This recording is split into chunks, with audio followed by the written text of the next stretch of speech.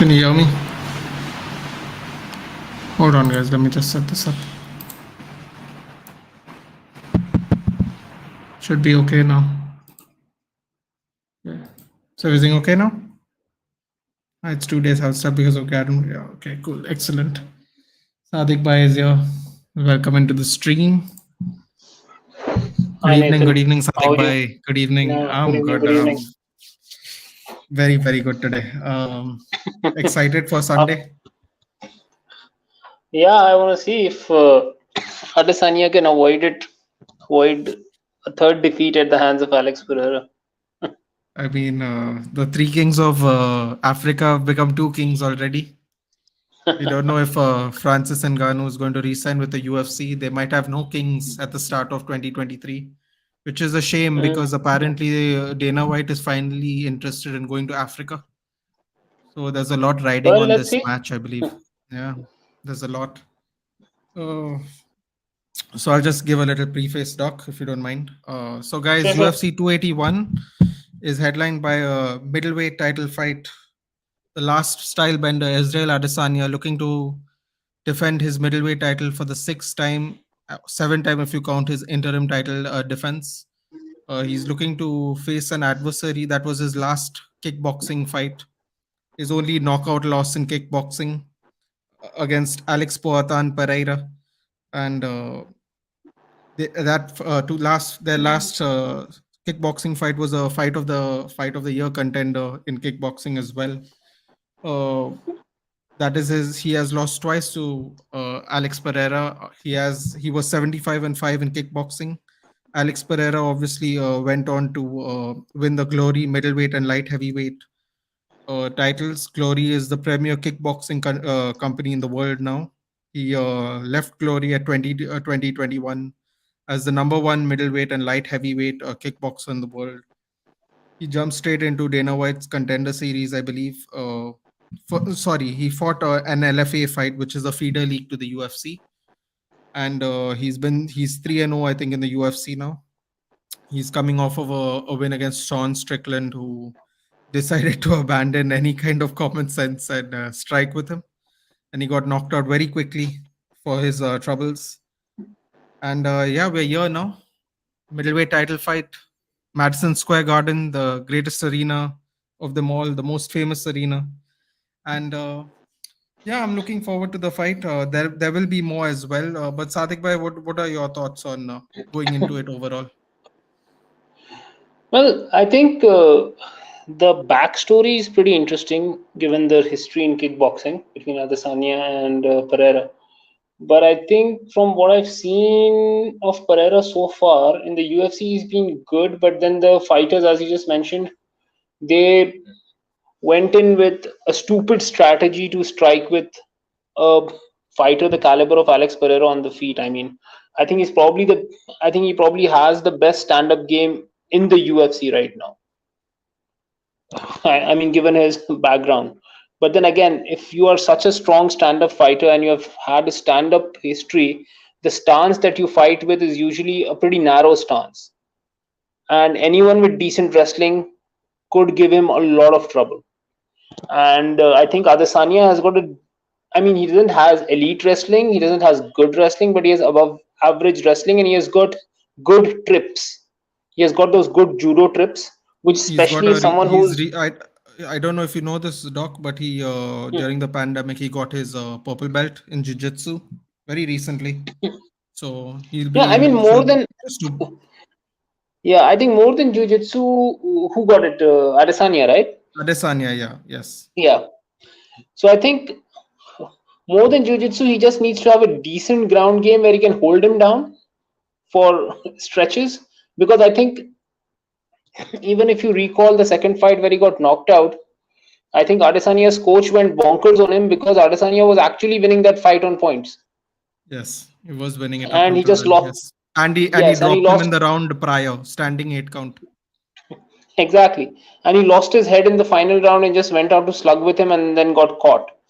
So I don't think he's going to do that again. I mean, if he does that again, then obviously Adesanya needs to get his head checked. But if he sticks to the game plan, I think he can pretty much handle his own on the feet with him, and then take him down those two, three times, or like at least that one time in a round, and just keep scoring points. Honestly, I know Adesanya has got some power in him, but if you see his last few fights, he has become a decision artist. He's reminding me more and more of how this one, what's his name? GSP. Yes, I mean, no, not GSP, because GSP used to bully people. He's Yeah. becoming more, Anderson Silva. yeah, like an Anderson Silva in the middle of his title reign, where Anderson Silva could actually knock people out if he went for it. Tally's late is Damian Maya Yes, getting something that like thing. that, or you could say a little bit even like the latter day John Jones, Yeah. Okay. because Jones also later on had stopped. Maheta, Yes, Anthony Mareta, Smith. the Anthony Smith, those kind of fights. Yes, where he knew that he had the, I mean, the skill advantage over his opponent in certain facets of the game, and he completely utilized them. But then that's the thing. That's what separates the. I mean, even if you, but then again, with a fighter as dangerous as Pereira, you never know. Like we all saw what happened with Usman. Usman Yeah. was, I mean, I was there with you in the comment section that day, and we were just discussing, oh, it's a cakewalk and this and this, and then it was just, oh shit, what just happened? So, I think there is a little bit of difference, Sadiq, by simply because you could see the head coach of Leon Edwards telling him, "You're losing this fight. You're giving up." And the body language was, he wasn't facing his coach. He was looking down. Kind of like how you scold your pet.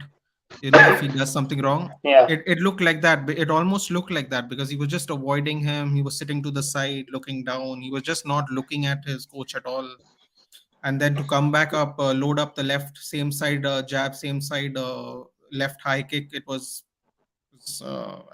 shocked. It looked like he was cruising easy, but this is MMA and there's no easy, I suppose.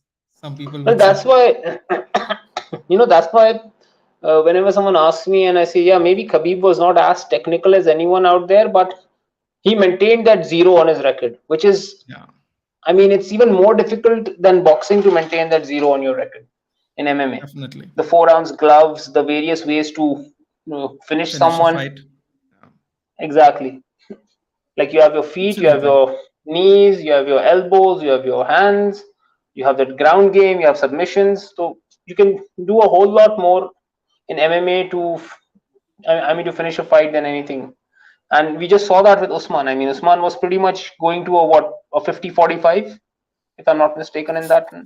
I want to say 50-44 because I remember one of the rounds where he was just schooling him on the ground a Yeah, on little. the ground. Was Yeah. getting, yeah. I mean, I'm saying at worst it was like a Yeah. 49-46, even if a referee was Yeah. blind.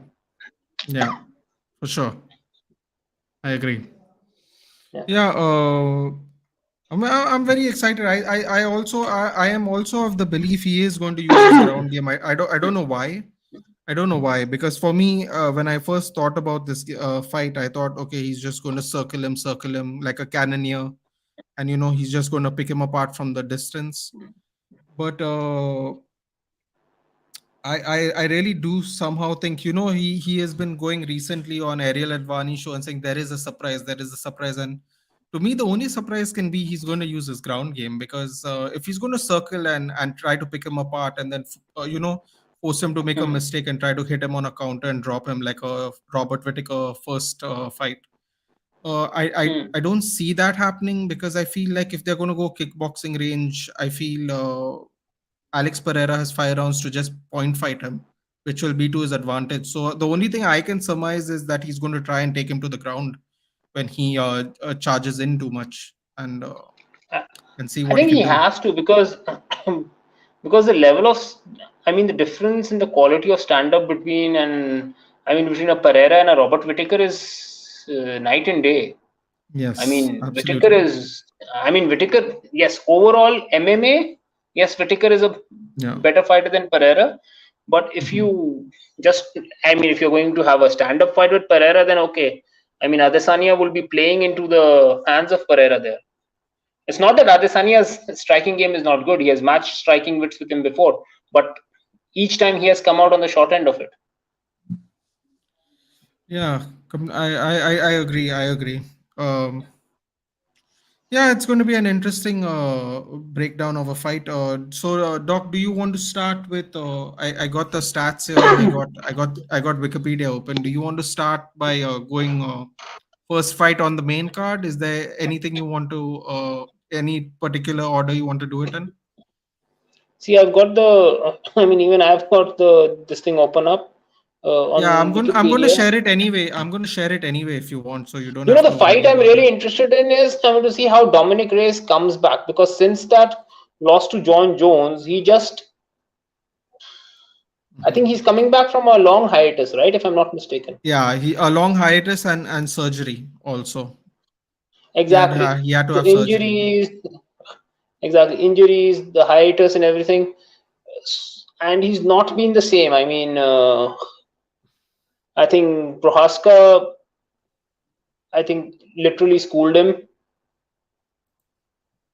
I mean, he could not take the pressure that Prohaska was putting on him, and And he got very obviously, overconfident with Jan Blachowicz, where he exactly, absolutely got his body like taken apart. I mean, I'll never forget the bruising. The bruising yeah, was exactly. insane. I've never even after seeing Edson Barboza in his prime, I've never seen injuries like that. Bruising like that, I mean, when you body talk and about body bruising and leg bruising, I just remember Lyoto Machida, what yeah. Shogun did to him. That Shogun was, 115. I think, Yeah, I think it was very similar to that one, yeah. the I welts he had. remember I that. mean, I remember where his brother Chinzo was like, his legs were on his shoulder and he was like putting ice on. I was like, whoa, he's yeah. gone. No, I no, was like, his he's leg was gone, done. gone. His his leg was done. Yeah, no, I I mean, mean, as much if as you I, just look at the card, Doc, there are, you can talk about, I'm just counting here, you can talk about the 11th fight, because in the 11th fight, in this fight card, is Karolina hmm, Kowalkiewicz, who's finally got a win after a long losing yeah, streak, and she's taking on Silvana Gomez Juarez, who's Argentinian. She's 1-2. She's also just coming off of a win. I mean, Matt if the you see, Steamroller Frevola taking on I was just Otman running through the Azaitar. card. Isn't Otman Azaitar the brother of that guy who got kicked off for leaving the hotel in Abu Dhabi? Isn't that the same guy?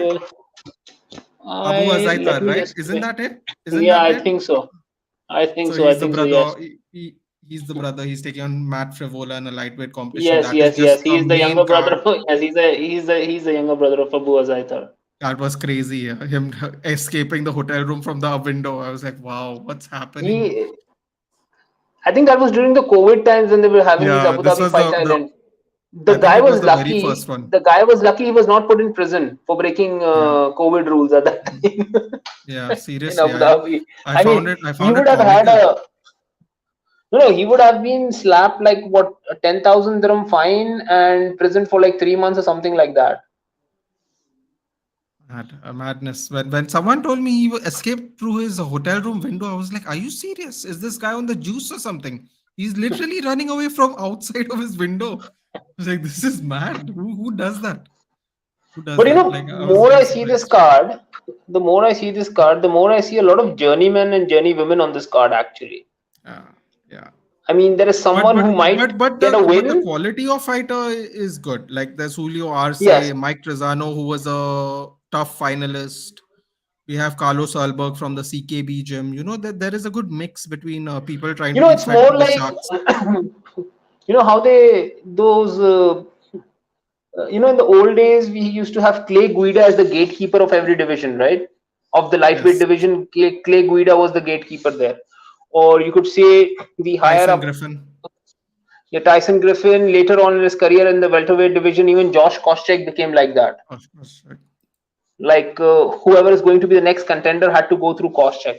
So there are a lot of gatekeepers in this one. Like you can see, there's a Dustin Poirier and Michael Chandler. Whoever wins will probably fight the next in line guy as his next major test in that I lightweight I division. I think the winner gets Benil because I've had it with the Benil disrespect Dariush, now. Yeah, it has to be Benil. I mean, see Dustin Poirier. If Dustin Poirier wins, he's got to fight. He's got to fight. I don't think they should get a title shot. Whoever wins this fight, because I mean, No, they've both first of all, had enough Dustin of the Poirier has had chances. I two. mean, with the belt. Yeah, exactly. So it has to be. They have to fight Benil if Alex is Yeah, going to and fight Islam, and I think they'll both fight on the same card, and I think it'll both be in Australia as well in March or February, whenever it is in Perth. Because it is ridiculous to me that Benil is not going to get a title shot after if Alex does get passes him over. Because I mean, sorry. one fight win streak shouldn't be enough to get a title fight there. I don't think No, so. no, no. This is crazy. Not in the lightweight division, at least. See, less than I think in any division, less than 3 fight win streak should not get you a title shot unless you have just smoked your last two opponents. Or your champions Valentina Shevchenko, because I mean it's getting ridiculous now. She's fighting the seventh ranked person. It's getting out of hand a little bit. Well, In a good way, see, in a good way for her, but it is getting out of hand. see, she If has I just could wiped say so. that division out. I mean, she has wiped that division out completely. And people, I mean, the people who are saying that she should go up in weight, I mean, that's unfair on her. I mean, if her body cannot handle that weight and be the same performer at a higher weight, then that's not her fault. It's the fault of the Yeah. rest of the division who's not able to keep up with her. They also want to see. They also want to see her fight Amanda for a third time, right? Because there were two close fights, so they want to do I that know, as but well. then Amanda and her are literally two weight divisions apart in terms of size. Yeah, Amanda yeah, cuts down and she has definitely, to go up. for sure. I agree. Doctor, So so it's should we start with? Should we start with? I mean, I don't. Is there a fight you want to start with? Because anyway, I don't get the prelim cards there. So do you? If you want, we can talk about. To me, the number one prelim fight apart from Reyes is Brad Riddell and Renato Moicano. no, I was only So do interested you? in the prelim. The fight that I was interested really was in this one only. That was Dominic Yeah, Reyes' and comeback. Molly McCann's on a roll as well. I think the first 9 fights of the card is very good because Andre Petrovsky also is a quite a Yep. promising middleweight fighter because of his wrestling. I think Molly He's McCann taking is the same lady, right? Who's this one's friend? What's his name? Paddy Paddy Pimblett. Pimblett. Yeah, Yeah. yeah, yeah. Yeah, Pimlett's buddy. She's the one, right? Mhm.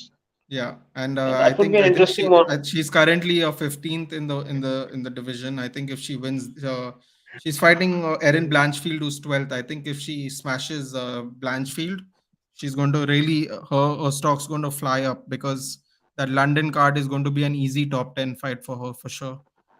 And Yeah, definitely. Definitely. she's looking really good. Like I remember seeing her when she came from Cage In the Warriors. last 3 fights, she's been good. She's had two spinning back elbow finishes. Fantastic, like unbelievable. The London one in particular was unbelievable. They were both in Luana London. One Carolina, was spinning back elbow, and then she finished it off with punches, and the yeah, previous and one also. So her Luana Carolina Luana, spinning back. yeah, Yeah, yeah, the one with that Luana, was that was they were both performances of the night, and prior to that, she had a fight of the night. So she is definitely one to watch for because she's giving entertaining fights all throughout. Her last 3 fights, she has taken home bonuses. I mean, and a Rolex from Drake. The Rolex of Drake. So we'll just sum up. You just give me your picks then, Doc. Petrovsky versus Thurman. By the way, Wellington Turman is right now training with Glover Teixeira and Alex Pereira in Connecticut. I don't know if you know where he's training out right now. He's training out of that camp. So No, but then Petrovsky's had a brilliant run so far I think in the Petrovsky is UFC. going to he's going to double leg him and just I mean, he's just just gonna hold take on him to him on the ground. down, take the submission, or just beat him on the ground. I mean, he's definitely gonna take him down. It's not Yeah, I that mean he's he because has he's a anaconda choke, an arm triangle choke, and TKO punches and TKO, elbows. TKO, TKO. Yeah, exactly. He's 3-0 So in the UFC, in the all on the UFC, yes. ground. And his last loss came basically what 2 years back or something. Aaron Jeffrey at LFA, Or yeah, yeah, LFA. 2020. Yeah. So I think it should be Petrovsky because he looks to be the better one. I mean, Wellington Turman again, as I said, a young journeyman kind of a thing. He's only 26, but he's Mhm. probably a young journeyman. He's had a lot of fights, but again, this is the He's kind had of 23 fighter. fights, you know. He's at 20. He's Yeah, actually beaten Misha Serkunov in February. Performance of the night. yep, I mean, by submission as well. So yeah, by an should be an armbar. interesting ground game. But I I think think it I could would be face. more of a brawl. I Yeah, expect this one to be more of a brawl than because if he's able to submit, I think he would have decent ground game. yeah, So he has he could eight probably wins by hold him off. submission. Exactly. So, and he has got TKOs as well. So he's got decent power as well in his hands. It'll Shows be that he like could also take people down. it'll be like a sloppy stand-up fight, I guess, in a way, Yeah. because I don't think their striking is very polished. As I said, it would be more of a brawl. It would be a, what do you say, a refined street fight. Yeah, because Petrovsky is only won by finish. He has 4 knockouts, 4 submissions. So Yep. yeah. So you do you favor Petrovsky? Because that's who I also I'm Same, thinking same, Petrovsky. Yeah, and same. I'm going Molly for McCann, Petrovsky. Erin Blanchfield. I Who do you think have? Blanchfield could surprise her because she is one of those, boring, take you down, grind you out kind of fighters. And McCann is more of a brawler, sort of like, old school valet tudo kind of a thing, Yeah, where you yeah, just yeah. She has a you great try record. to Even she has a great record. exactly. She's She's nine and nine and one. one, 9-1. Her only loss is a split decision to Tracy So Cortez. I think that is Brian Ortega's girlfriend, right? If I'm not mistaken. Not sure about whose girlfriend who is I'm that. pretty sure because I've seen her in the corner for the fight against Rodriguez. Oh Saw yes, her in the she's corner. engaged Yeah, too. No, no, she's yeah, the fiancée of Brian engaged. Okay, Ortega. okay. And she's pretty decent. I mean, she's one of those fighters who would take a person down, just keep on beating up. And she is best friends with Henry Cejudo. Yeah, because they're from that California area, right? I forgot what it's Yeah, called. yeah, It's a she's very actually, famous. yeah, she's like family friends. Like, Henry Cejudo is I the would say best it's friend of good. her older brother. Okay, okay, got it. I would say Molly McCann's up against it, but the wave of momentum is a funny thing, Doc. The wave of momentum I is a know, but funny thing. sometimes, see, fighters like Molly McCann, they tend to excel when someone comes with one particular style to them, and usually if they're trying to strike with them. But from her track record, it's looked like you throw a punch, she ducks it, she changes levels, and you're on the floor. And then she just keeps beating you up for the rest 4 minutes or whatever is left of the round. Yeah. And So she's not, I mean, who she do you doesn't have pick too much then? power. Hmm. I think Erin Blanchfield with a boring unanimous decision. Take down, beat up, take down, beat up. That's it. Yeah, because Molly McCann's lost 3 by decision and 1 by submission. So and her Unless Erin Blanchfield suddenly losses have starts been to feeling, Grampus. I think I don't. I mean, I don't see Cortez changing her game plan from what she's been doing so far. Yeah, I mean, so Molly McCann has lost to Jillian Robertson, grappler from ATT. Talia Santos, grappler. We just saw her fight Valentina Shevchenko to a close fight. Lara Procopio, I don't remember this fight if I'm being very honest, Doc. It was in Feb last year. She's lost to 3 people by 2 by decision, and Robertson tapped her. And Vanessa Melo, Yeah, who's from the Brazilian scene, by decision. So she is quite prone to people who are willing to use her ground game. So she might yeah, be and in I trouble think because this Erin last Blanchfield fight uses her. that she lost, what I can see is Lara Procopio. She, I don't think, is even in the UFC anymore, Yeah, despite she's not. having only one loss. Yeah, She's not. she went to fight pro championship. Yeah. I think I'll go with McCann, but it's not looking good. I think I'll go with Blanchfield is Cortez. going to No, so I will go with Blanchfield. Blanchfield. Blanchfield. Yeah, sorry, on Cortez with Ryan Blanchfield. Span, Dominic Reyes, Doc. I think Reyes is going to knock him out. I think Brian Span is a very limited fighter and he's too aggressive. That's I the think this is problem. just like a. I think this is just a tune-up to be given to Dominic Reyes for him to just get back into things.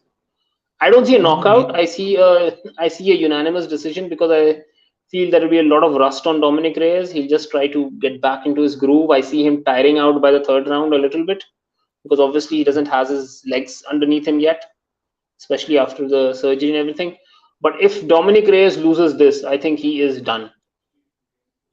I think he'll he be is done coming as a back. serious contender. He'll be coming back after 18 months. Last fight, May 1st, 2021.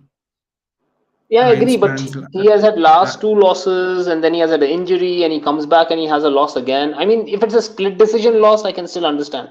But say if he gets his clock cleaned or if he gets yeah. finished by any method, I think then that's a problem for him. The funny thing is, I was just looking at Ryan Span's record. He actually has 12 submissions wins, and he's coming off of a submission win of Ion Kutalaba as well. Yes. So, Mike, will I he is mean, he gonna Ryan get Span is one tapped? of those guys. He also has a TKO or a KO of Little Nog, Yeah. Ryan Span Yes. 3 years of ago. Hojerian Yeah. Nogueira. Yeah. So I First think he has round. had a decent run. I think he has a decent run. He's just lost to, what do you say, Say alcohol top brand, 15. A Johnny lot of top Walker. 15. Top 15. Yeah. Yeah. Get it. Yeah, he's like Um, the classic gatekeeper. I mean, he's like the classic gatekeeper. If someone wants to come, I mean, if a previous title contender has to make a comeback, they will fight Ryan Span. If a young up and coming guy is coming up, like say he has a fight with Anthony Smith, so when Anthony Smith was like trying to make that comeback from the John Jones thing, he John fought Jones. Anthony Smith. Smith won, and then Smith again catapulted himself into that top 6, 7 light heavyweight conversation. So I think that is what Ryan Span's uh, MO or his job description, so to speak, in the UFC is. You're the gatekeeper. You're the Clay Guida of the light heavyweight division right now. The clicky eater. Yeah. Yeah, sounds about right. I Because mean, he's a a little, decent fighter. maybe a little more exciting than Clay Guida, but yeah, But Clay Guida probably. was exciting. I mean, No, I Clay mean, Guida was exciting. but His fights were not boring. he used to no, but he used to really want to drown you with his wrestling. Like prime Yeah, Clay because Guida. that was his. I Yeah, mean, that was his that thing. was his Yeah, of wheelhouse. course. But then, if you could hang with Clay Guida and you could get a win over Clay Guida, that showed that you can hang in Absolutely. the. I mean, in the next tier of the lightweight division. Top 15, the elite I would class. say So top 10. yeah, At that time, I would say top 10. top Yeah, 10 probably of the lightweights. that's fair. I think that's quite a fair assessment. Brad Riddell, Renato Moicano. I think Moicano is gonna. It's a, Moicano take. I think Moicano is going to send him flying because I think Moicano is he's I think he very different submits as him. a lightweight. I think he's very different as a lightweight. He's looking a lot more. He's not so sucked in. I mean, he took that crazy short notice fight against RDA. Still went the distance, almost the distance with him. I know he disagreed Yeah, on but the then stoppage, but he was in bad shape. But from that, so I think at 160 pounds that was pretty much done he for took it him. on three I think days he notice. Dog. He took it on 3 days notice and almost went the yeah. full distance with him. That's I crazy. mean a catch That's, yeah. I mean that's the thing. Once you're cutting weight, many people don't tend to understand this. When you cut weight, you're getting into better cardio shape. So even if you cut weight to a level which is below your optimal, and then you like kind of 2 days or a day and a half before the fight, you rehydrate yourself and you come back at that 150 154 kind of a weight, that is you're moving real fast and you're moving at your optimum. yeah. But if you're taking a fight at 160 when you're a 145 or a 155 at best, and that's the I mean you're asking for too much. Yeah, I mean, also the 3 days notice that basically does not help at all, does it? Especially when you're fighting RDA is, I mean, he has had weight issues and stuff, but he is a very decent fighter, a former champion. So And I think he has easily the best strength of schedule of any lightweight I've ever seen. He has fought I yeah. think he's fought at least three upcoming generations of lightweights, and he's still top 10, and it's crazy. He's 38 years old. It's mad. This one is It's at very lightweight, right? impressive. Yeah, lightweight. Yeah, I think Brad he has Riddell fought and the who's who of featherweight as well. he's fought the who's who of welterweight and lightweight talk. Colby No, Covington, no. Kamru Usman, and I think no, not Damon. My Who one are you more talking is about? No. Maicano. Leon Moicano. Yes, Moicano is a featherweight. Yes, he's fought the who's who. Yeah. He even No. got a I'm fight talking about against Maicano. Jose. Yeah, he's fought the who's who of Yeah, featherweight he's as well. fought He's who's fought who. even He's fought Jose. Jose Aldo. He's fought the Korean Zombie. He's fought Cub Swanson, Calvin Qatar, Yeah, Brian Ortega. I mean, he's fought everybody.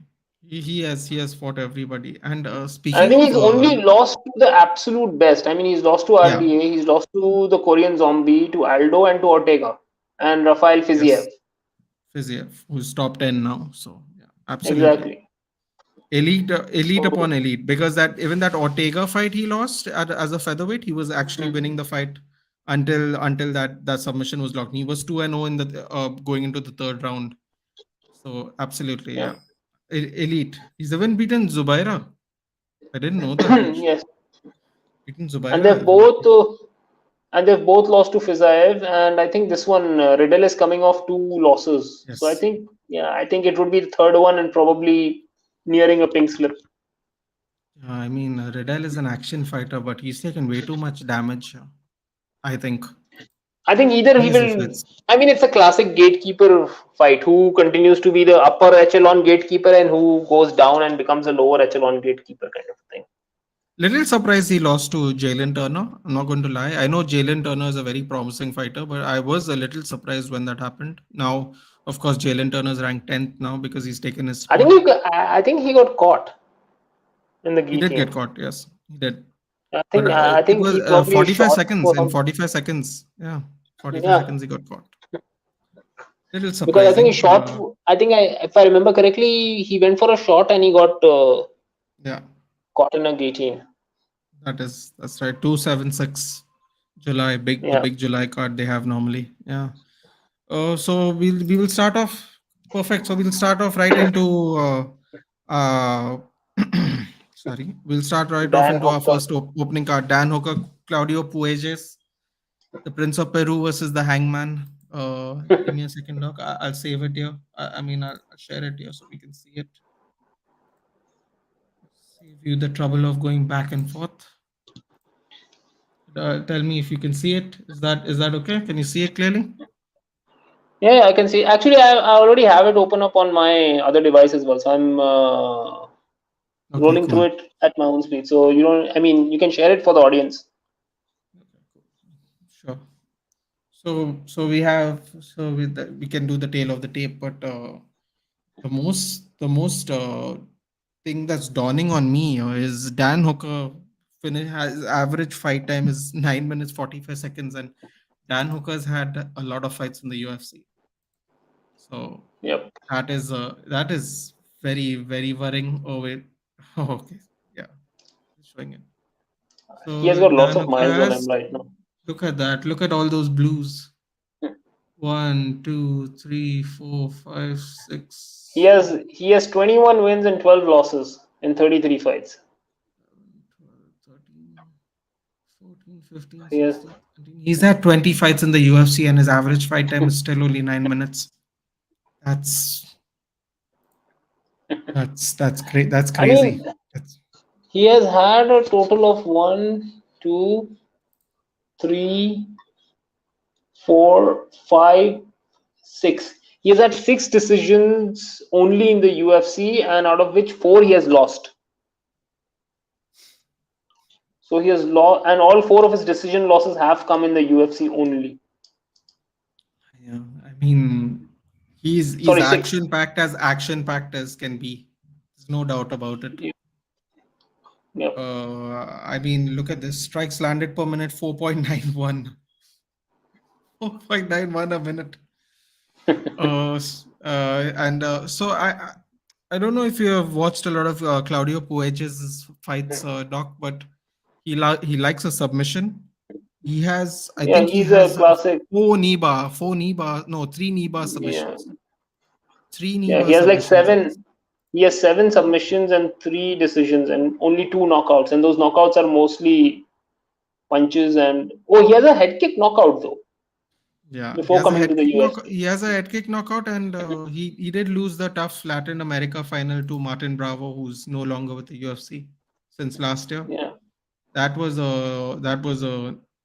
a good win for him. Oh, and speaking I of mean, Clay Guida, his last fight was a yeah, win on against yes, Clay Guida. I did see that, Doc. That's why I was asking you. Have you seen him fight? Because when I saw him lock on the Neva to Clay Guida, I was like, Yeah. whoa!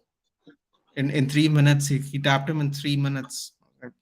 See, he's very dangerous on the ground, but then I think Dan Hooker is way more active on the in. I mean, in every facet of the game for him to be tapped out that easy.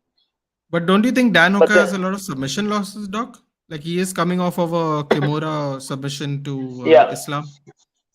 no, sure, he definitely has that. I mean, it's a straight up thing, Hooker would try to keep the fight on the feet, and Puelles would like to take him down.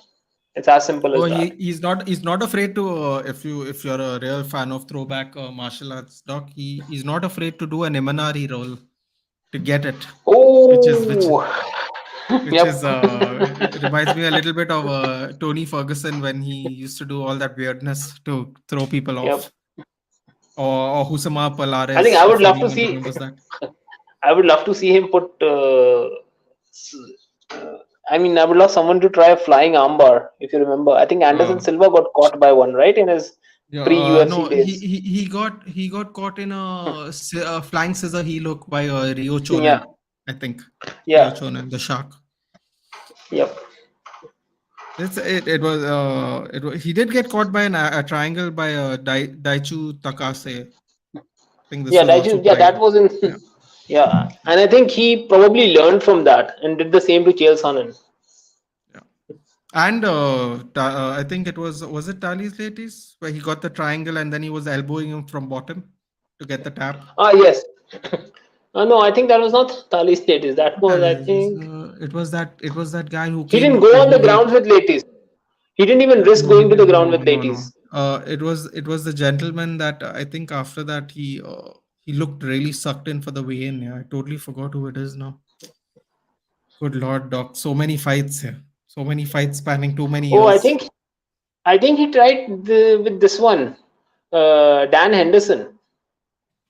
Dan Henderson, he got him in a rear naked choke, right? Yeah, yeah, but I think either this one, no, no, no. The elbows from bottom, I think was Rich Franklin, if I, I'm not mistaken. no, I'll The tell you who first it is. fight. Doc. The second one, though, he completely Now I'm obliterated him. miserable. Now I'm miserable. Yes, yeah, Travis Luter. That's who it was. Submission to Ah, elbows. Travis Luter. Yeah, because I remember apparently Travis Luter he missed weight. See, as you can see here, 187 Yeah. pounds. Because I remember him missing weight. Because I remember that was the story going into the fight. Well, Anderson's Travis Luter.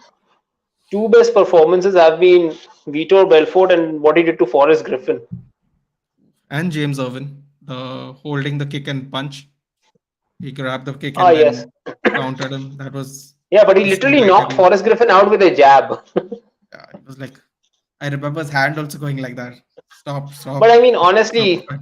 Anderson is just destroying his legacy by fighting the likes of Jake Paul in a boxing match and shit like that.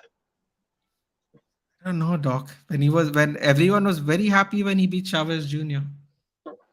Very happy when they beat him. He was also about 10 years younger than him. I don't know. I mean, it depends on your performances, I guess. Maybe he's taken too much of a break between fights for his age. I mean, Anderson should just retire. I mean, that's it. I mean, he probably should. That is also fair, I think. So, Doc, what do you think? Two edges by submission. It seems very likely he's going to get a submission. I don't think he's going to knock out Dan Hooker. I don't I think. think I I'll think Dan go. Hooker.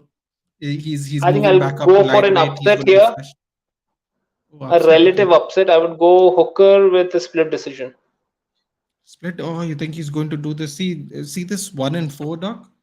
He Yeah. went a distance with Nasrat Hakparas, who's quite a he's well rounded. I wouldn't say he's spectacular. Like if you see his performances, there's nothing that stands out with him, and he couldn't even put him away. So that was a little worrying for me. And I mean, he has 7 losses by submission, Doc. That's a lot of losses. Oh, Sorry, 3 yes, and he's losses by coming. submission. Sorry, 3 losses by submission. Sorry. Yeah, but sometimes, he's coming off what? 4 losses in his last 5 fights. Yeah. So that doesn't bode well for him. Yeah. But that kind of a fighter is also a bit desperate at times. Yeah. He's looking good. I don't know if you saw the Helwani interview. He is looking good. He's looking in good shape. Yeah. Looking. I think, yeah, everyone's money should be on Puelas taking it, especially with a submission. But I don't know why, you sometimes have that sneaky feeling. You just see the card, you see the names, and you just have that little gut feeling that it may go. I hope he pulls it off because I feel like he's given a lot to the game. Yeah? I mean that pandemic season, he was just hanging out there basically in Vegas until he got a flight back. He literally was those. So this Dustin Poirier, Michael Chandler, and Then he went to Abu Dhabi. Yeah, he was basically he never rotating left between America Vegas and and he Abu had to Dhabi. coach. Yeah, these 4 fights, not the Arnold Allen one. These 4 fights, Yeah, he never left Vegas. He didn't leave yeah. Vegas, and he had no coaches because Eugene was going. Eugene couldn't leave New Zealand, so they just it was and it was really sad because he couldn't even like his daughter, his wife. Yeah, I mean, it was quite heartbreaking when he tells you the story, really. But he says it. He's such a chill Kiwi that it doesn't sound as bad coming from him. It does sound miserable though when he says the words. But yeah, I mean, I hope he does win, but I think whichj is just going to dive. I don't even think he's going to try and fight him. I think he's just going to dive. Well, if he Like dives, seriously, then he may get knocked out also because I good mean, Dan Hooker's knee, got a history of. very good knees. Mm, Yeah, yeah, I mean, he was a kickboxer. He was a Muay Thai yeah, fighter not yeah. long ago. So he has a little bit of pedigree on the feet. Absolutely, definitely. It's very. I agree completely. Yeah. So we are choosing different winners, but I Yes. think we are both rooting for Dan Hooker. I think it's very fair to say that. Yeah. As someone, I mean, that Paul Felder and Dustin Poirier fights, my God, I couldn't watch. It was one of the few fights where I couldn't keep looking anymore. It was getting way too much. The punishment dealt in general was just way too much. But Yeah. yeah. And now the fight that is tugging on my heartstrings, Doc. I have to be honest. As an Uh, MMA purist, as an MMA fan, someone Frankie, who retire, retire, retire. Frankie, yes, retire, I please. the man who wrestled at Clarion University, Tom's Rivers, famous son, the favorite one. The answer to Coming the from question of Rutgers. the answer to the I think he question comes of from who has the Rutgers, most right? heart. He wrestled at Clarion's, Doc, but I think he trains with the Rutgers University team. Yeah, he's an assistant coach for Yeah, Rutgers. he's an assistant coach with the Yeah, Rutgers. That's what he's he wrestled at Clarion at Pennsylvania. Yeah, at Pennsylvania. The man who ended the, what do you say, the reign of terror of DJ Penn. BJ Penn. Ooh. Oh, I I mean, was rooting for he him looked like like they were crazy. different speeds, Doc. They looked like they were fighting on different speeds. I'll be honest with you. I don't know. He It was was, a strange thing to look at, honestly. people talking about TJ and this one, what's his name? People talking Aljamain, about TJ Dillashaw and Dominic Cruz. Dominic Cruz. Frankie Edgar was the original that feint and stick Step and and move, and move. then Yes. step and move. And the one thing Frankie has with him was that his wrestling game was very underappreciated. He is an elite level wrestler that Yeah. people don't tend Right. to realize. So he could stick and move and then stick you with a takedown and then keep you down there for the rest of the round. So I mean, I was I rooting mean, like I mean, crazy for Frankie Edgar in those two people BJ people Penn fights. want people wanted his retirement when they were like, "Why are you giving him to Yair?" He busted up Yair in the fourth round. Yair looked like a different Yep. person by the end of the fourth round. Like his face looked like. I mean, they were thinking he was going to get sent to his retirement. I'm like, how can you still doubt this man? He's a four-time Yep. NCAA Division One national qualifier out of Clarion. I mean, Yeah, he very he's still nearly. number 12th. He's still number 12th in the world. He's not that bad. I mean, I thought he was beating Chito Vera until he got knocked out. I know it's a controversial thing to say, but I thought going into round 3 he was winning. Yeah, I mean, but the problem is right now he has lost his. I mean, he has lost his chin. He has lost his chin. He gets. I mean, even back then. I mean, if you remember, he used to get clocked and he used to get up. That fight Gray against? Maynard. Gray Maynard. Yeah. Both fights, Yes. 2 and Yes. 3. Yeah. The Gray Maynard fights. I mean, Maynard literally thought that he has knocked him out, and I mean, those he are those came are back to. literally my first Frankie Edgar fights, Doc. I don't know when you watched it, but I didn't see 112 live. I saw both the Maynard. I saw the Penn rematch and the Maynard No, fights. no, Those were my 112 I first saw fights I saw. live. My Yeah, 112 first, was in Abu Dhabi. Yeah, yeah, my first Frankie fight was his Hermes Franca fight. Miss Franco. That's after That was the fight he night. That fought was a James Shirk for the Irwin. belt. That was a James Irwin, Silva versus Irwin, James Owen. Yeah. and then he fought Shirk. and then he beat Matt Yeah. Veach, and then he went for BJ Penn. And the BJ Penn fight, he was a massive, massive underdog, and I was rooting for him like crazy because honestly, I do not like BJ Penn. I mean, I don't know. he comes across as an idiot. He does, but a brilliant idiot. I remember the Cow Luno. I mean, only saw the highlights. The running across the the cage and just smashing him in the face. Oh my god, what a But then he madman! went up. The thing was, he went up against Benson Henderson, who was technically a welterweight who could Yeah, cut down to lightweight, and then yeah. One he you're talking about walked into Japan, right? 144. yes, yes, the one he lost, and then they rematched immediately after that. Benson Anderson is very lucky. He has a lot of split decision title wins. A lot. Like Yep, too I think even many. that one, that one against Pettis, I think the Yeah. Superman, this cage kick that he did. Yeah, the last WEC event. Yeah. Showtime kick. Yeah, Yeah. Showtime kick, yes. But I I think mean, Edgar was just unlucky going. look at these stats, Doc. 2.3 takedowns per 15. Do you think he's going to bring on his wrestling shoes, end it in a final way? What do you think? I think he will. I think he will bring.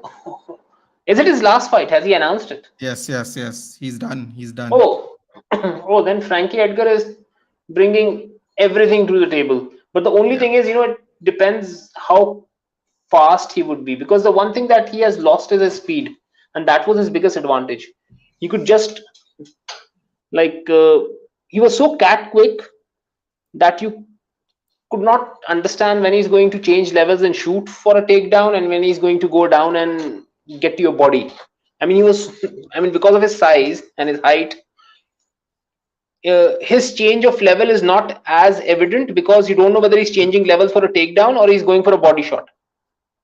Plus, he's always doing that, the feint, right? The feint, which looks like you're kind of Yes, ducking over always. It always looks like he's ducking exactly, instead of fainting because he's so low. Yeah, I mean, exactly. I don't like this stat. 2.81 strikes absorbed per minute. I don't like that strike. I don't See, like that that's at the all. thing. Till he had his chin, he could do all of these things. But I think since the last couple of years, his chin is just gone, so he can't take any more hits. Also, the takedown numbers don't support him either. 73% Gutierrez has apparently. I think Gutierrez is fighting out of I think Factory X. It's the Mark Montoya fighter. I think. Let me just check. I think he's Mark Yeah, Montoya. yeah, yeah, yeah, Mark yeah, Montoya. yeah, yeah. Mark Factory Montoya, X. Factory X.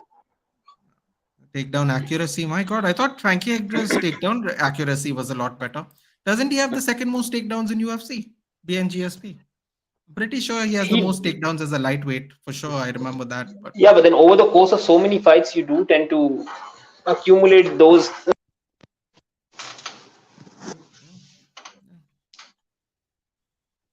yeah. So what do you think? I'll tell you right now, Doc. I'm rooting for Frankie Edgar to put on a Frankie Edgar performance. Stick and move, shoot single legs, pivot to the side, dump him on the ground, ride him for a couple of rounds, and maybe frustrate him and finish the. I mean, I think it's going to be a decision. I think he's going to frustrate him and I think he will try get and win a caught. decision. I think he will get Yeah, caught in the third round. fair enough. Fair enough. Third round. Oh, not third round again, Doc. Come on, yeah, don't do this to him. At least finish him in the first round if you're going to finish him. Don't make him win and No, no, then I make think him Frankie's lose. gonna come with a. No, no, I think Edgar's gonna come in with a brilliant game plan. It will be going on, but then I think he will just get caught in that final round. He has 8 Eh, knockouts and 9 decisions. That's. I mean, if this goes to a decision, I'd definitely favor Frankie Edgar. See, if this goes to a 15 decision, minutes then left. Frankie Edgar is taking it. I think if this fight goes to a decision, Edgar takes it.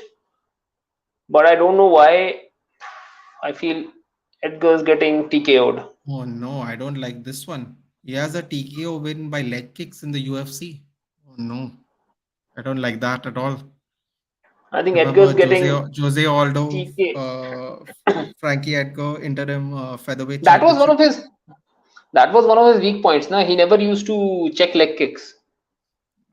He was not a very I good feel. fighter when it came to checking leg kicks. He was a good boxer. He was never a. I mean, he had decent leg kicks himself, but it was more his boxing than anything to do with the kicking game.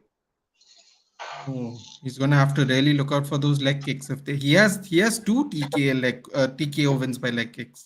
Oh, Exactly. that's That's what when I saw that's a. that, I was like, as much as I want Edgar to go out on a high, it doesn't look good for him.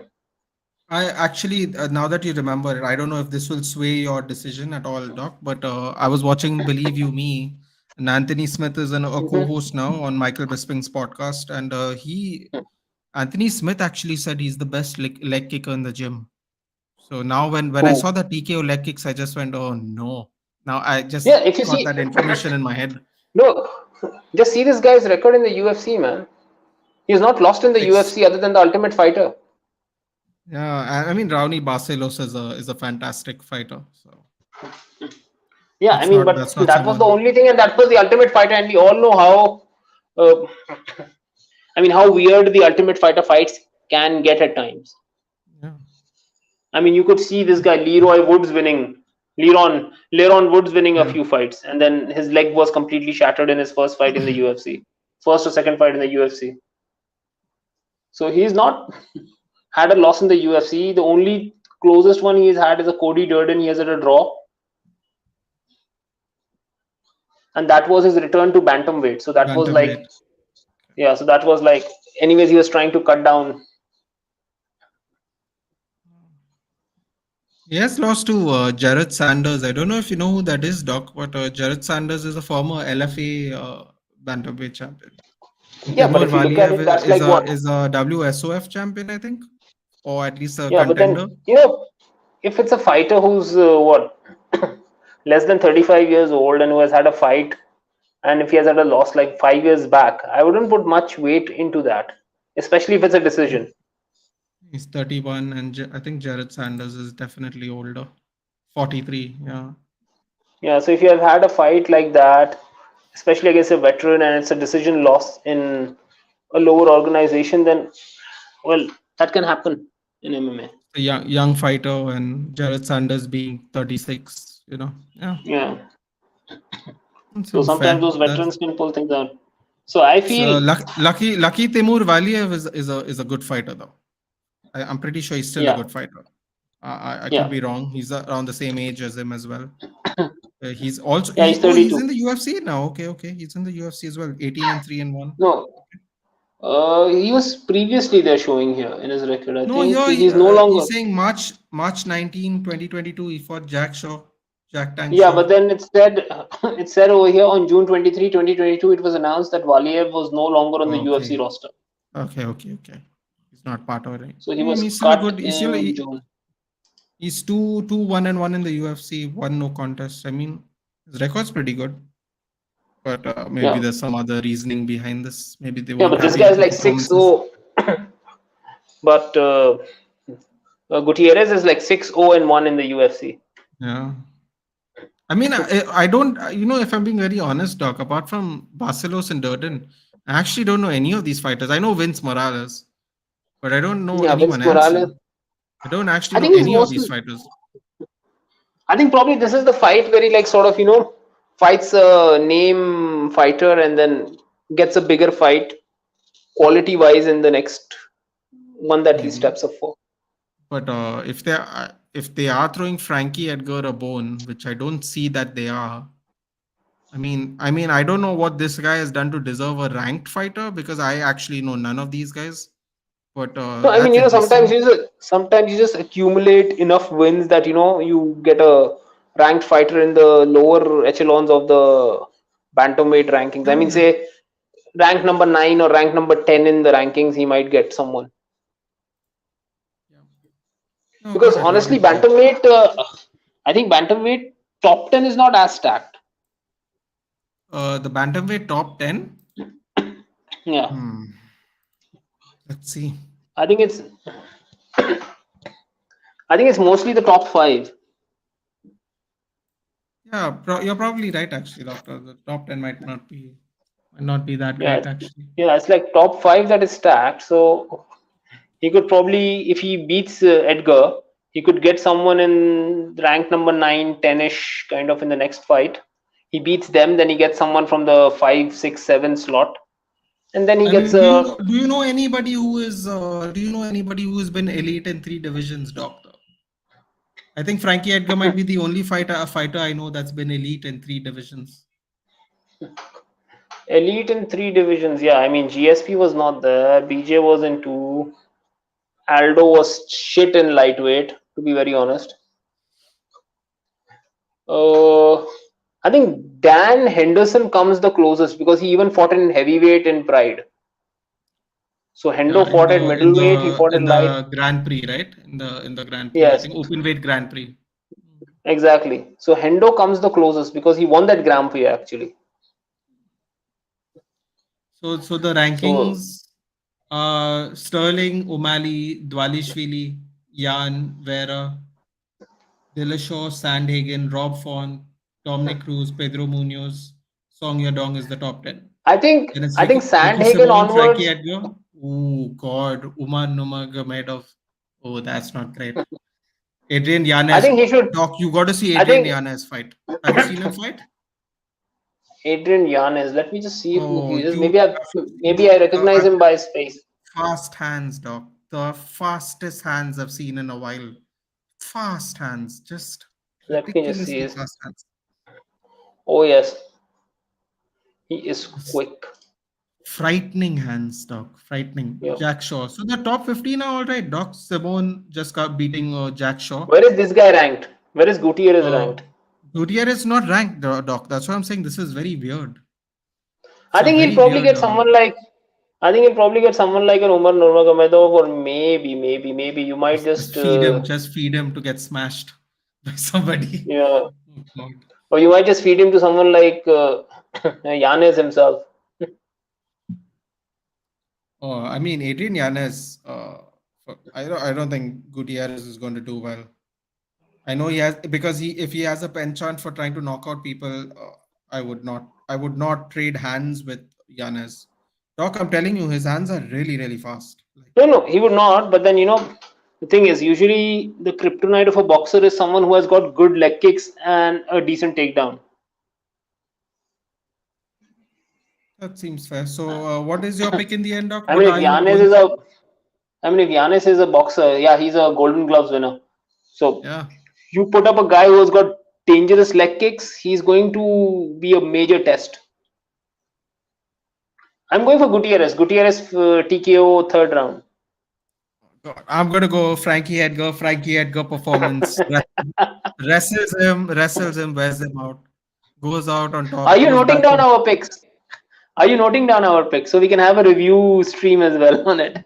Definitely, Doc. I was thinking of it, but you're so busy. I didn't want to. I didn't really want to impose. No, like say So like say Sunday morning is the fight, so maybe Monday around this time we can just go through whenever you want, Doc. If you want to, absolutely. For like a me, like a quick fire, say half an hour stream, just discussing the results and what happened and what we absolutely. were I'm very down thinking. for it. Actually, all my MMA guys, I guess, are busy today because they'd normally be on the chat because they were Uh-huh. there for the UFC 280. I don't see them on the Yeah, chat today. So I think the timing lot for of the UFC 280 was brilliant. That's the thing. yeah. I got lucky then because normally my UFC streams are very they don't Because perform I'm not well. sure if I'll be able to join you in for the watch along because Sundays I You won't work, able no? to, Doc. It'll be 7 o'clock in Abu Dhabi, which I believe is when you get ready to go, right? Then you have to Yeah, drive no. and stuff. Sometimes I reach work by like say 8:30, and the first hour or so is basically free. So I'm just sitting and watching something on my tablet. So I could just watch the fight and join you in No, discussing the fights as they Monday happen. is fine. Monday is fine, Doc. If you're free on Sunday, I'll send you the link. There's no Yeah. worries there. But No, but whenever you're fine, let me. Monday, see, around this time, I'm usually free. Like my clinics just. Whatever is fine with you, Doc. I don't mind. You just let me Sure, know. I'll just set up the stream. It's perfect for me. sure. I'll just Oh, he had a performance of the night for his last fight yeah. against. whoever this I don't. I bad can't. girl is. Bad girl. I can't. It's like I can't pronounce his name. I know. I was going to say it, but then I was like, I don't know how to say this fellow's name. I don't want to. I don't want to just butcher it on no. purpose. It's like I mean, it's Dana's bad girl. It looks. It really His name does is look like Dana that. Bad Girl, so it's like Dana's bad girl. So let me write this down, Doc, so I remember. In the meantime, do you want to set up the fight? I think everybody is really looking forward to Poirier Dustin versus Chandler. Poirier, Michael Chandler. Well, I know title Poirier. fights are great and all, but this is the fight See, everybody's I've really got. looking at. See, the thing is, I actually got a chance to meet Poirier because me and a couple of my friends, like a couple of guys I made friends with when I went for the UFC in Abu Dhabi when he fought Khabib. So late at night, I was the only one with a car, and those guys had come from the UK. So like we all hopped into my car, and then we figured out the hotel that they were staying at. Okay. So we drove there. The villas were all like closed, but we somehow managed to go there. And then we were trying to look for Khabib, but we could not find Khabib. But we found this guy, uh, who was his coach at that time, the previous Uh, WEC champion. yeah, Mike Brown. Yeah, Mike Brown. Mike Brown. So we met Mike Brown, and then we met Poirier and talked to him and everything. But then I was a Khabib fan, so I was like, dude, I'm sorry. Yeah, I mean that's fair. Yeah. That's fair. Yeah. But then that fight, I think But probably was. he seems like a very sweet guy though. Like, Oh, I don't know. he is just like, he's a guy next door. Yeah. He's he's a very very nice guy. Poirier. I don't know if you know So this, but the proceeds of this fight are going to go to give 500 people lunches, I think, and uh-huh. something else like that as well. That's amazing. That's amazing. So yeah, Dustin Poirier is a very nice guy and a very very dangerous fighter, especially on his feet. He almost had Khabib knocked out in that fight because he caught him a couple of times. Khabib went to the floor and he jumped on him, but obviously Khabib was fairly sound on the ground and he could not. I mean, he could not finish him off. I mean, he had him He tried stunned. to he had him in a guillotine even, I think, right? If I'm not Yeah, mistaken. because he hit him. Khabib like sort of lost his balance, and then he jumped on Khabib, and then he got Okay. his back. But then the thing is, I think the better option for him would have been to maintain top control, try and maintain top control as much as possible. But then he tried going for actually he tried going for the rear naked, if I'm not mistaken. So he gave his back Yeah. up, and then Khabib got up.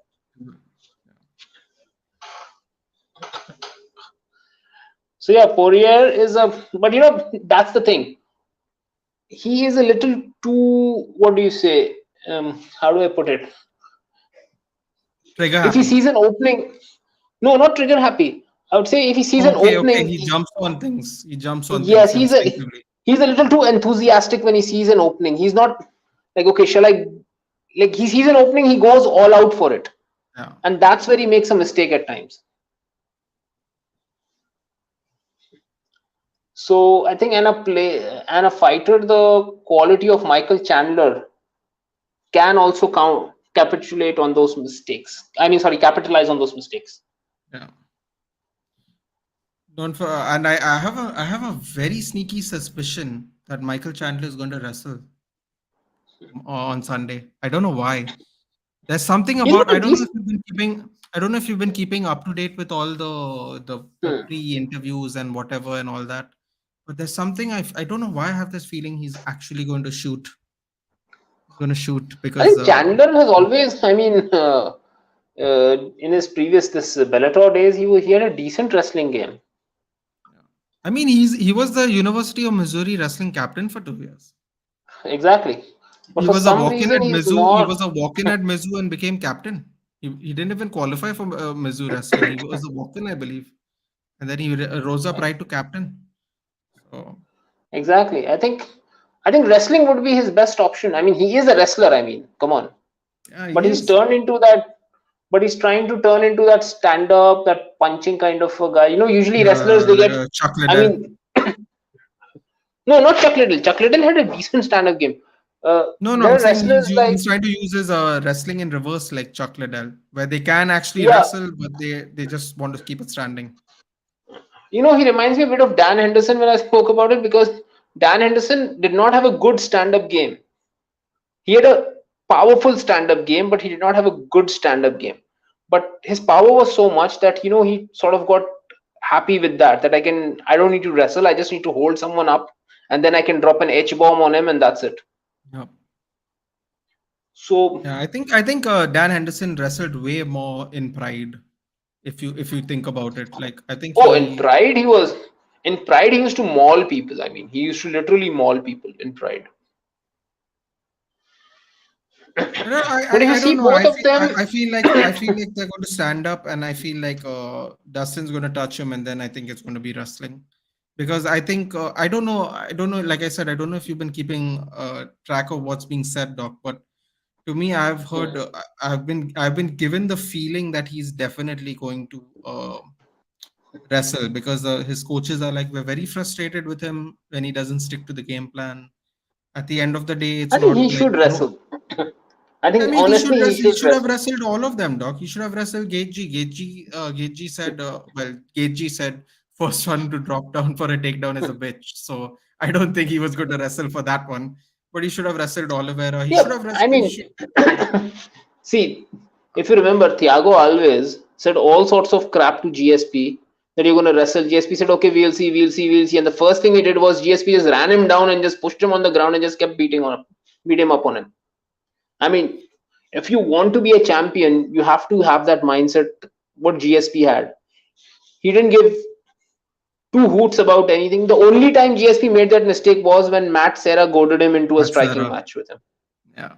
After that, GSP said, I ain't getting into this BS. You Even can't handle. Matthews, he did that to Matthews, right? The first time, I'm not impressed with your performance. Then Matthews taps him with an armbar, and then after that, he Actually, smashes Matthews. even in that fight, what happened was he got caught by Matthews because he tried striking with Matthews. He was Yeah, getting the better of the striking, but then Matthews, in his prime, was a powerful demon. I mean, his hands used to have like nuclear power behind it, basically. He could really clock you. So Matthews just like caught him, and then he was dazed on the ground, and then Hughes caught him with an armbar. That was the kind of game plan that happened with him. And same happened with Serra also. Serra also he got caught. After that, GSP was like, I ain't having any of this bullshit. You can't handle my yeah. takedowns. It's You can't funny, right, control Doc? me. It's so funny you said that, Doc. Sorry to cut you off, but that is why he got the nickname Rush, because of his Kyokushin karate background, which is a full contact form of karate. And that's why he was Yeah, called Rush. And then he ended up becoming like the opposite of that. He didn't want to point fight, point strike. He ended up wanting to just wrestle more. And he started getting Olympians into his wrestling, into his training camps, like wrestlers from Eastern Europe and all. He's like the first and person to he do that, where he wanted to shore up his wrestling to that extent. see, GSP was the first proper mixed martial artist, if you talk about it. Like Yeah. people before that, they were mixed martial artists who had one area of expertise. I mean, if someone wanted to actually have a striking match with GSP could school them as well. But he trained every aspect of his game so much that if he saw, okay, this is a wrestler who would want to wrestle with me, I'll keep him on the feet. Koscheck comes to mind. If he saw a wrestler who was too eager to Of wrestle, but he knew his stand up game is nothing, he knew that his wrestling game was way more than just rushing in for single and double legs. He had trips, he had feints with which he used to go in. And once he saw someone who didn't have that developed stand up game where he would fall for the feints, John Fitch. He took John Fitch down, I don't know how many times, and then he knew that John Fitch's bottom game is trash. He bypassed his guard, lived in half guard and side control that entire fight, and just battered John Fitch. and So that's yeah, it's a shame, because John Fitch went on like an eight fight win streak, and hey, the John fight Fitch took a were not great. long time. It took a long time for John Fitch to get that title shot because he was a classic boring, quote unquote, boring wrestler. Lay and pray. Yeah, but the one thing that AKA I mean, because of AKA, the one fight that we missed out seeing was Koscheck versus Fitch. This is Fitch. But I don't know, the way I saw what happened with Koscheck against Or even, DSP, I or think. even, or even Koscheck versus Swick, or Fitch versus Swick, because Mike Swick was, Hmm. before he ran into Paulo Thiago, he was knocking out people. I remember so quick. He was Yeah, but then also, Mike I Swick mean, always it's in had elite. that, like Mike Swick was, He was more limited, I would say, than yeah, Koscheck and very Fitch. limited. But Yeah. he, up until the Paulo Thiago fight, that was three welterweights, elite welterweights in AKA at the same time. So, Yep. yeah. And I think And I don't know Fitch if you would know have, this. He's running AKA Thailand. I don't know if you know that, but he's currently yep. running AKA Thailand. So But I think, Fitch would have schooled Koscheck if they would have fought. because Koscheck would fall in love with striking, right? That Yeah, that yeah, have Koscheck would lose his. I mean, Fitch was way too disciplined for Koscheck. I mean, yeah. I mean, Koscheck. I don't know why he didn't reuse his wrestling as much as he would want to, but Ah, I think this now is that you what talk happens about when you fall in love with your power, right? This is what happens. Everyone always exactly, mentions Koscheck is a good example of what's happening with Michael Chandler right now. Michael Chandler. Yeah, yeah, it's true. So So what do you your think pick is for going to this happen, fight, Doc? My you pick tell is, me. I think, I for me it's very, very obvious. I know this sounds ridiculous to say as someone who doesn't fight, but to me it's very obvious. I feel if Chandler just utilizes the wrestling, I don't see. I know Mike Brown is a fantastic wrestler, but I don't see it as the same thing. I think if Michael Chandler just utilizes the wrestling, I think he can. We'll see an action-packed 15 minutes, but we'll see an action-packed 15 minutes of Poirier trying to use his black belt in jiu-jitsu. He's not going to just lie down there. I don't believe Poirier is going to do that anyway. No, But no, Poirier is I feel it's all I not feel going to it's do all in Michael Chandler's hands. But I have a strange feeling that that. Dustin Poirier is going to knock him out because I don't think Michael Chandler has any interest in wrestling. So I'm going to pick Dustin Poirier. Unfortunately, shouldn't be the case, but I think Poirier is gonna get him, or he's gonna win by decision. But I there's gonna be a lot of bombs thrown today. I mean, on Sunday. I think I agree with you there. Second round TKO. To me, it's very rudimentary. If he uses his wrestling, we don't even have the discussion. It's a ridiculous discussion to have. The ground Yeah, game I mean, ability of a University of Missouri State wrestler, a All American wrestler, and a person who has a black belt in jiu-jitsu, but doesn't really use his submissions as much anymore. I mean, it's quite rudimentary if it goes the way it's you think it would.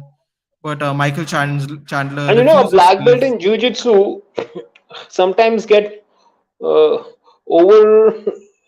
I mean, that term that he's a black belt in jiu-jitsu, he'll have a very Yeah, good ground game is overthrown a bit because when you're training in jiu-jitsu, you're not getting punched in your face when you're on the ground. yeah, absolutely. Yeah. So that's And different. also, you also have to realize what kind of jujitsu player is he, right? Is he a leg lock artist? Is he a no gi black belt? Is he a gi black belt? Is he a guard player? Uh, Exactly. there's so many ways you can play jiu-jitsu as well. So if it doesn't line up with Michael Chandler's holding him down and throwing bombs on him from top, you're not going to sweep him, right? If you're not good at sweeps like a Damian Maya, where Maya would pull you into his guard, even pull you into his half guard and sweep you. That's not going Exactly. to happen in this fight because Poirier doesn't want to be on his back, really. If you think about it, he's more used to being on top, triangle armbars, rear naked chokes. He wants the top position, arm triangles. He at the bottom. I don't think this is even a question. And also, didn't he beat Eddie Alvarez by wait? It's right here by rear naked choke Mm. for the title, if I'm not mistaken. Wait, where is it? Oh, sorry, this is the wrong. Yeah, this is Michael Mm. Chandler. Hold on. Eddie Yeah. Alvarez submission rear naked choke. Yeah, fourth round, I believe. Yeah, Yeah. fourth round. Yeah. So he is not someone who wants to be on his back. And if Michael Chandler decides to use his brains, I think he has the ability to see this fight off. Maybe not even finish it, but definitely see it off. But it's just going to be a war. Yeah, he And I can think definitely get a decision, or maybe late TKO kind of a thing with Yeah, like wear him continuous out, and then punishment. it just taps him on the ground. He just taps to strikes or something because he can't like do anything about it.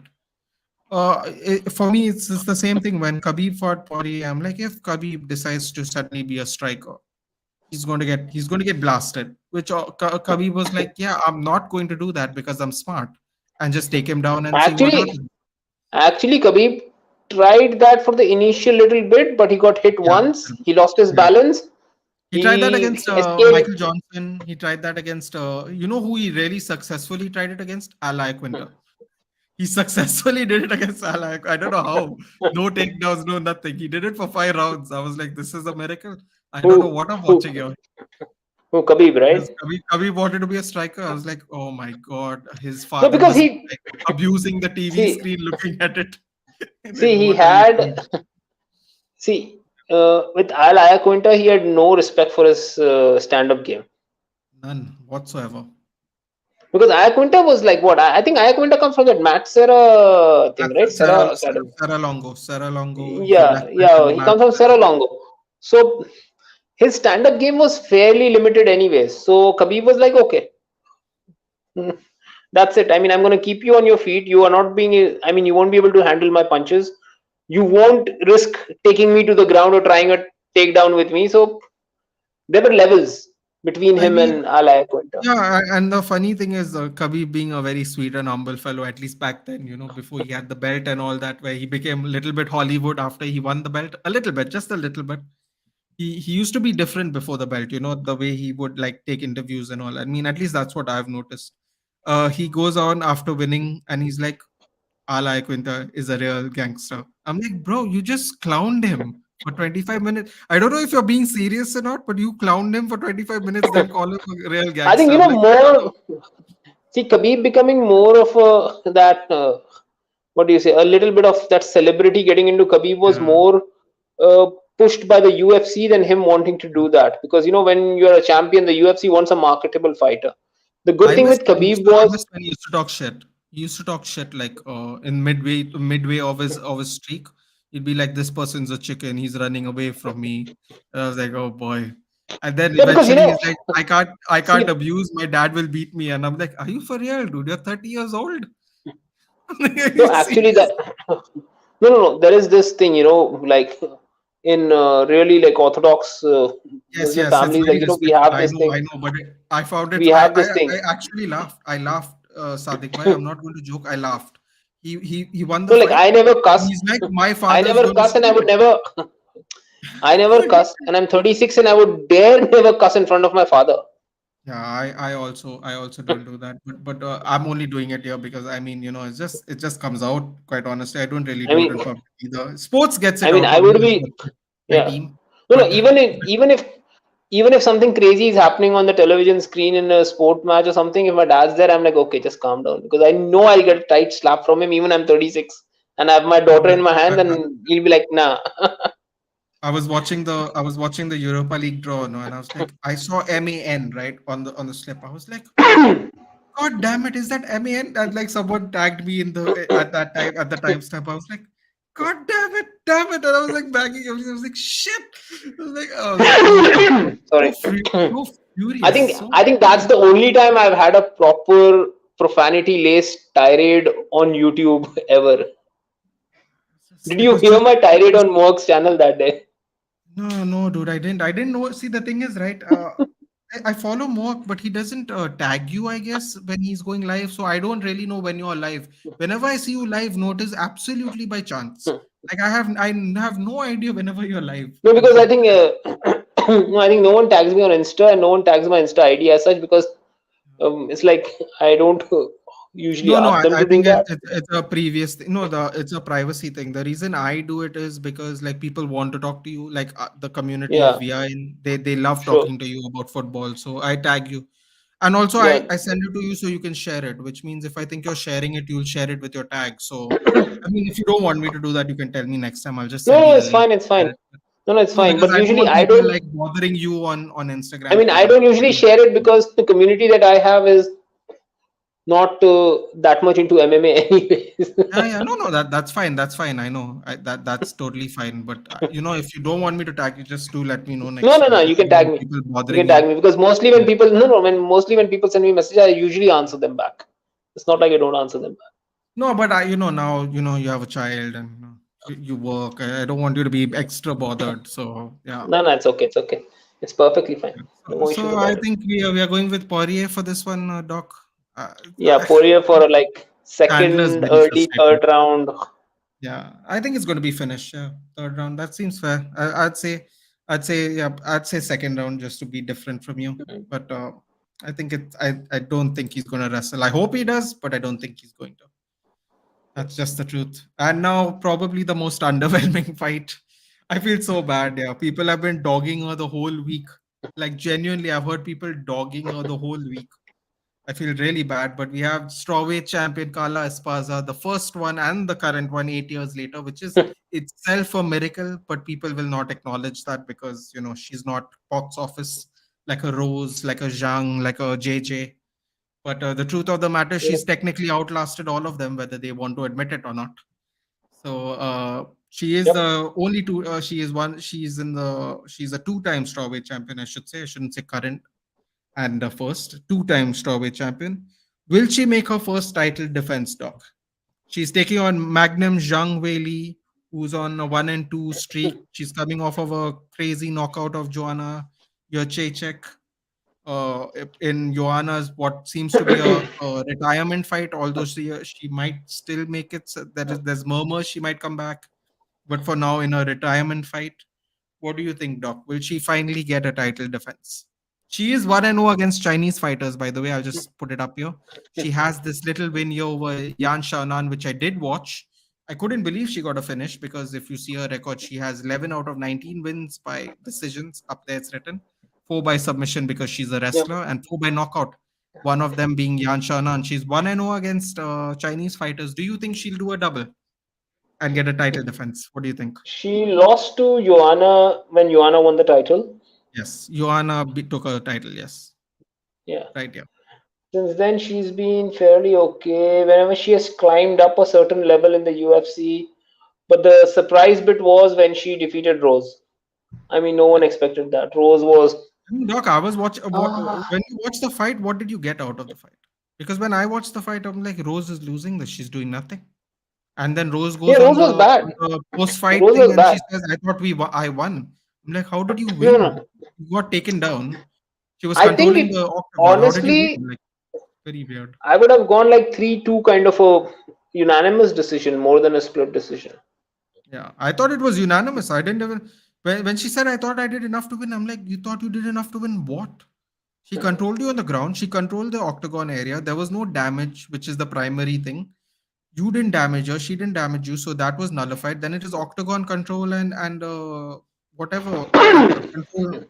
What is it called? Control and octagon presence or whatever. General like No, it's whatever fight control and octagon. I think something it's like that. octagon Presence. control. Yeah, Octagon something like control and fight positioning, I think. yeah, something like that. And I'm like, you didn't win any of the last two, and you definitely didn't do anything on the first one. How did you win this fight? I was actually flabbergasted. I was like, you thought you won this fight? She's like, my coaches were telling me we won this. I'm like, your coach is your husband. He's delusional. Like seriously. I heard. Did you hear the corner? Did you hear the cornerman advice, Doc? She say, I heard Pat Barry saying you got this. Like you got what? It's like what does Uh, he? that What does was she have? that was honestly a bad fight for Rose. That was a bad fight for her. She was just not there. This was like she was just And her justification. Did pushed you see out. the post fight Haril Alvani where he does the interview of Pat Barry and Rose Namajunas? Like they were doing like laundry or something, and that's where they were doing the interview together. And he's like, I thought we did enough to win. I was like, what are you talking about? You saw the match again and you thought they did enough to win. I was like, this is Daniel Cormier is sitting right next to y'all in the same position. And he, as the fight is going on, is saying Carla Esparza is taking this win. And you're saying every round that goes by that you have got this.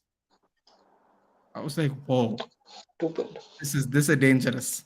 Like you made her feel safe enough to not go for it, which is what Hmm. everyone thought she was going to do. Everyone thought she's going to use this crazy good striking she has now, that she has unleashed since beating Weili Zhang and JJ, and use it and take out Carla Esparza, because Namajunas has decent submissions off her back. In fact, she has a flying armbar win, by the way, Doc. I know you like those. She does have one. I'll show you here. She had one in the, I think she was second ever fight, I think, because I remember seeing the Who has it? highlights. Yeah, flying armbar, Who has it? second fight. Rose Weili Zhang, Namajunas. right? Or Rose No, Rose Namajunas. Namajunas. She's good off her back is my point when we were discussing the Rose Esparza fight, and I don't know, Doc.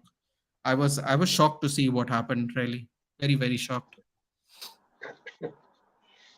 Well, I was not as surprised because I feel Weili Zhang was just, there were too many pre-fight commitments that she had going on at that time, because the only Chinese champion. mm, Because when I saw her at this one, because I got a chance to meet her and take a picture and like just chit chat with her for a few minutes at the UFC, the Abu Dhabi one that I went to. Yeah, So she doesn't seem at home when you're asking her to do all these media things. yeah. Most So Chinese fighters aren't like that, right? Because yeah, it's kind of how the country is, right? They don't like and if you see putting a this shine fight, on people. Weili Zhang is not as much out there. Yeah. I mean, She's I did see her try to pick up Francis though, the Performance Institute, which was quite entertaining on its own.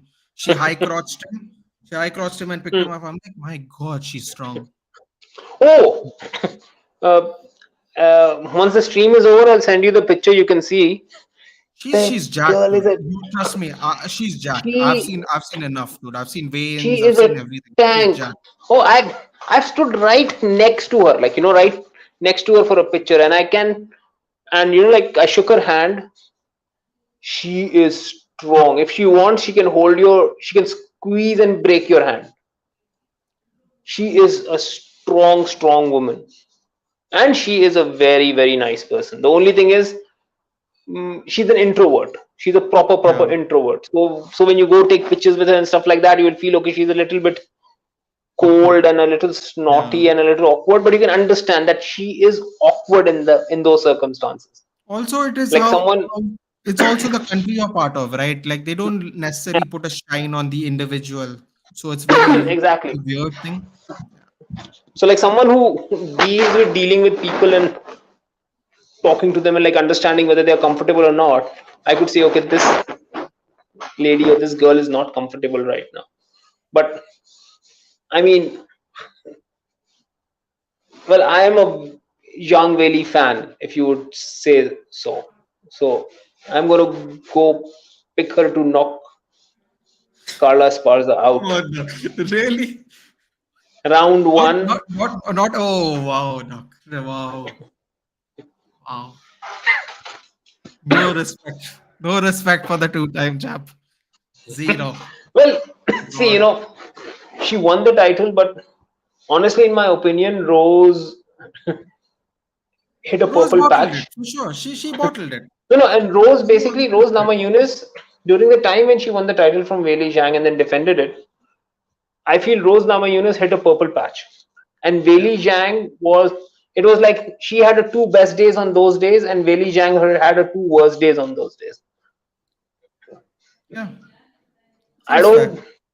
I think if after this, say if Zhang wins the title and they rematch again, like they go for the fight number 3 with Rose, I think Rose is getting starched in that one. Oh, wow. Okay. Okay.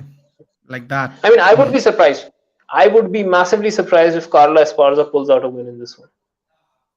I just wish Tatiana Suarez wasn't injured, because I think Tatiana Suarez would have ran through all of these women. She's an absolute monster. Absolute frightening monster. Like some people call her like Lady Khabib. Like I don't know if you've seen any of her fights, but it's It's I think it's I've seen frightening. one. She injured her neck, and she's not. We've not seen her since. Now she wants to move up in weight. She's going to be a problem. I'm telling you. Don't be surprised if they fast track her to Valentina, and don't be surprised if she beats Valentina. She's a tank. Oh Like yeah, oh yeah, oh yeah, oh yeah. Tatiana frightening, is frightening a wrestling, beast. frightening wrestling. Yeah. But She's also a isn't cancer survivor. oh yeah, they might ask, and I think if she's a wrestler, she might be able to move up in weight fairly easy. She is moving up in weight because it seems the weight cuts have been affecting her body, and that's how she got injured in the first place. Yeah, so So I she think if is she goes moving up up to to 5'8". 57 kgs, that is, I think she'll go up to what 125. 125. Yeah, so if, She's 31. She doesn't have a lot of mileage. She's 8 and 0. She still has very much all her momentum. She's last fought 3 years ago. That is the sad part. She's been really badly injured. the one Uh, thing that I mean, I've seen her, but the one thing that she gives me a little bit of a wrestling Ronda Rousey kind of vibes. yeah, I that mean that's that. fair. I mean, I mean, if someone like a Zhang Weili really gets her takedown defense on, Yeah. she would be in trouble. In Her fact, stand up is. if you can see what I'm showing you here, she was a Hmm. flyweight originally, actually Hmm. dropped down for the strawweight Ultimate Fighter season.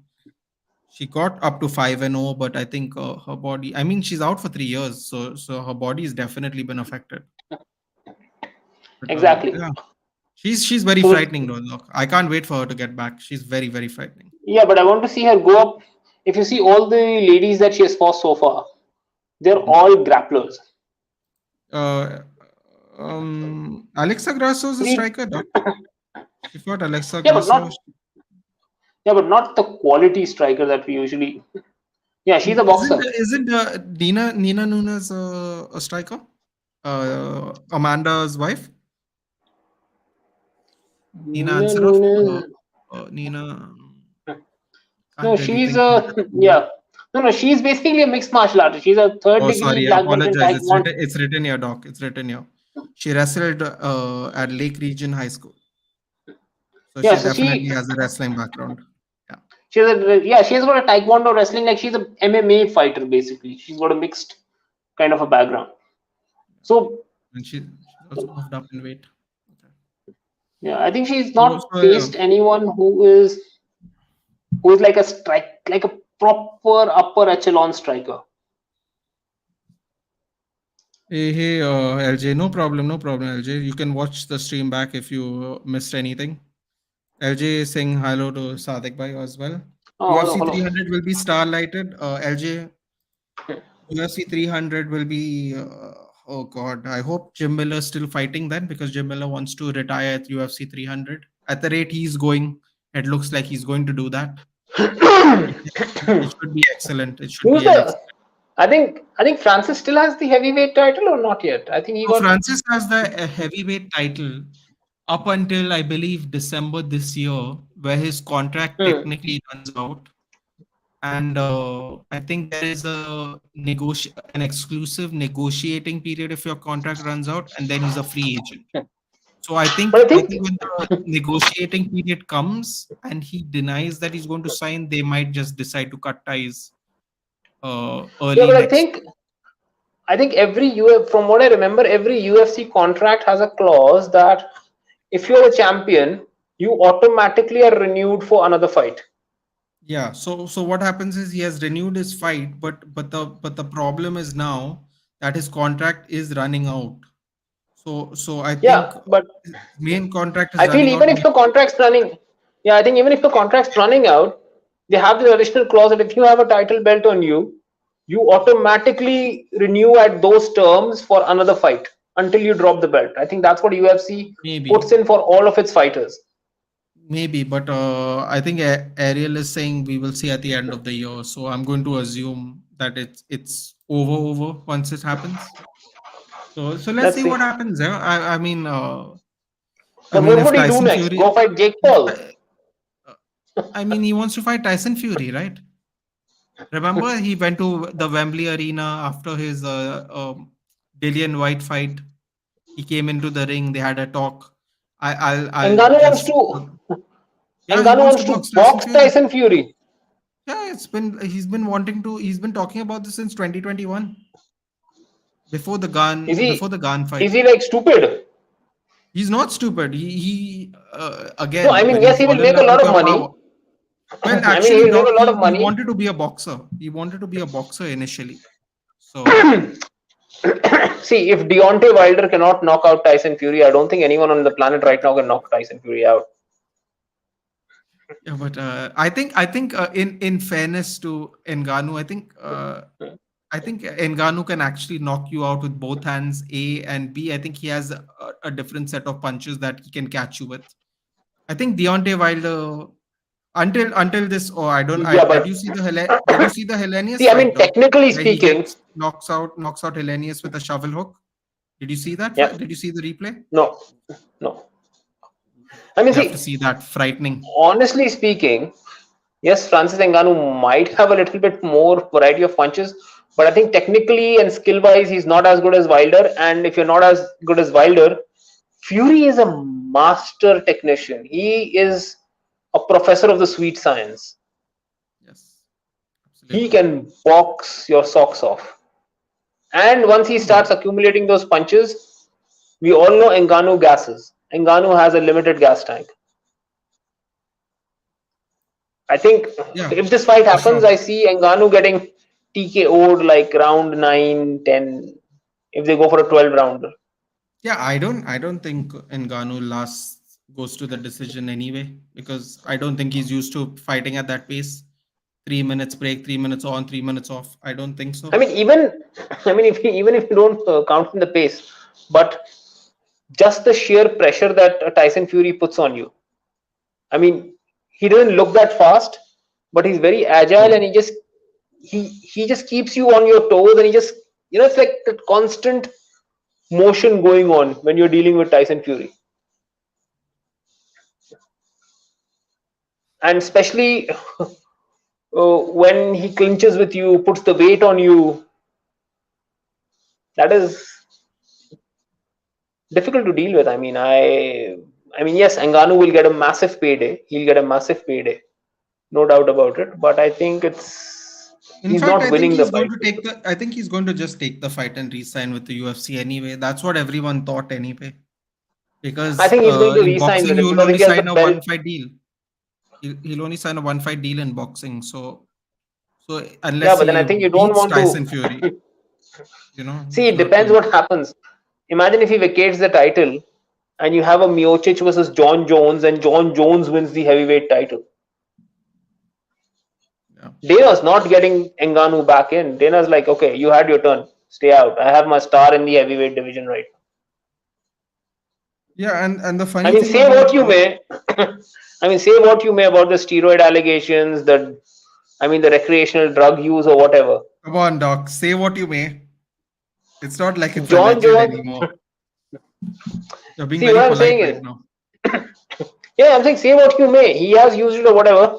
But when John Jones comes to fight, everyone watches that fight. It's a spectacle. I mean, the man is a genius in the ring, in the cage, in the octagon, but he is an idiot Why do you upstairs in think his it head. doesn't? Why do you think it doesn't equal to pay per view buys though? Why do you think it doesn't? Because I don't think his pay per view Well, sales are as honestly, good as people think. see, honestly telling you, the pay-per-view model has become obsolete. That pay-per-view model that UFC had, that's a 90s, early 2000s model. Why do you think a company like WWE has gone onto the WWE network and has moved away from the pay-per-view model to a large extent? I mean, They it's still kind of yeah. I mean, it's not a pay per view. see It's more like ESPN Plus now, right? It's like a $10 a month thing. exactly. So with these subscriptions available to everyone, three friends can buy one subscription and sit and watch. Yeah. Or four friends can buy one subscription, share the password with each other, which is actually legally allowed because you can use the ESPN Plus on 5 or 7 devices, depending on which package you're buying.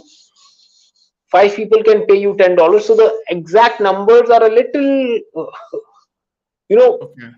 Yeah, got it. No, you it's can't a little exact. skewed. Little skewed. Yeah, you Yeah. can't decide on the TRP numbers exactly. And we haven't seen John Jones fight for like what, 2 years now? I want to say 2009 pre-pandemic. I want to say because I don't Yeah, remember him fighting in an empty arena anywhere. So exactly. I'm going to say 2019. Just Yeah, check it so out the next quickly. time you announce that John Jones is coming back, He was supposed to fight December. You know that he's blaming yeah, Miocic for not signing the contract. Apparently, although I don't believe that at all. I don't think Miocic actually would want to run away from this fight. So, but he's blaming Miocic conveniently. well, if Jones comes, the best part is what? John Jones is not even the best athlete in his own family. Yeah, Chandler is, I think, right? Chandler, yeah, he's a multi-time Super Bowl Bowl winner. winner. Plus, he's a two-time defensive player of the year, if I'm not So yeah, mistaken, yeah. So and he's sack fought leader. February 8th, 2020. Yeah, pre-pandemic. February 8th, 2020. So it's Yeah. 2.5 years. It'll be almost 3 years if they allegedly they will fight in Jan or Feb now. So it will almost be 3 years by the time he shows up. But Jones messed up his own career. I mean, And he's just you know what annoyed me more about him than anything, Doc. The thing that bothered me about him more than anything is the fact that he kept on going on about God and doing all this crap in the background. That's the thing he's that messed up bothered me. I upstairs. know, I know people will say you shouldn't judge people like that and all, which is fair. But when you go on every interview and preach about this and preach about that and get tattoos of it on your body, you're going to get exposed. You are going to be found out that way. That's how it looks. And that's True. what annoyed me about it, because it's like you kept on going on about God. Then when you screw up, you don't really apologize.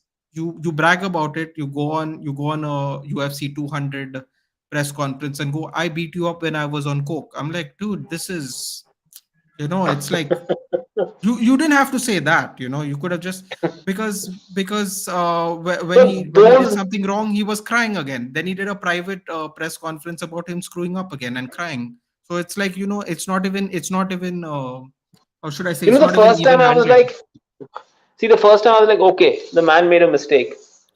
But after the second and third time, I was like, okay, the man's just Like, messed up. He's I just don't know messed which up. one you're talking about, Doc, but do you remember where he wraps his Bentley with two girls in his car? Yeah, that was I I think don't. second or third time. That Yeah, because then he hits a pregnant woman in Albuquerque. The wraps the Bentley one happened in New York, because he used to live yeah, out of New York and go to Albuquerque to train. Albuquerque. And yeah, I mean, I don't know. See, I'm no one to judge. It's just that I find it very ironic considering his way of, you know going about his preaching. Is I don't like people who preach and then it looks really bad when you do things like this. Then True. yeah. Agreed. Agreed. Agreed. Agreed. Anyway, Doc, to sum it all up, so you're taking you're taking Zhang Weili, and the sad part is I'm also taking Zhang Weili, but I feel very bad about it for some reason. I What's feel really your bad about it. What's your method of win? I think she's going to down block Carla Esparza, and she's going to touch her one time, and then Carla Esparza is going to continuously dive for the leg.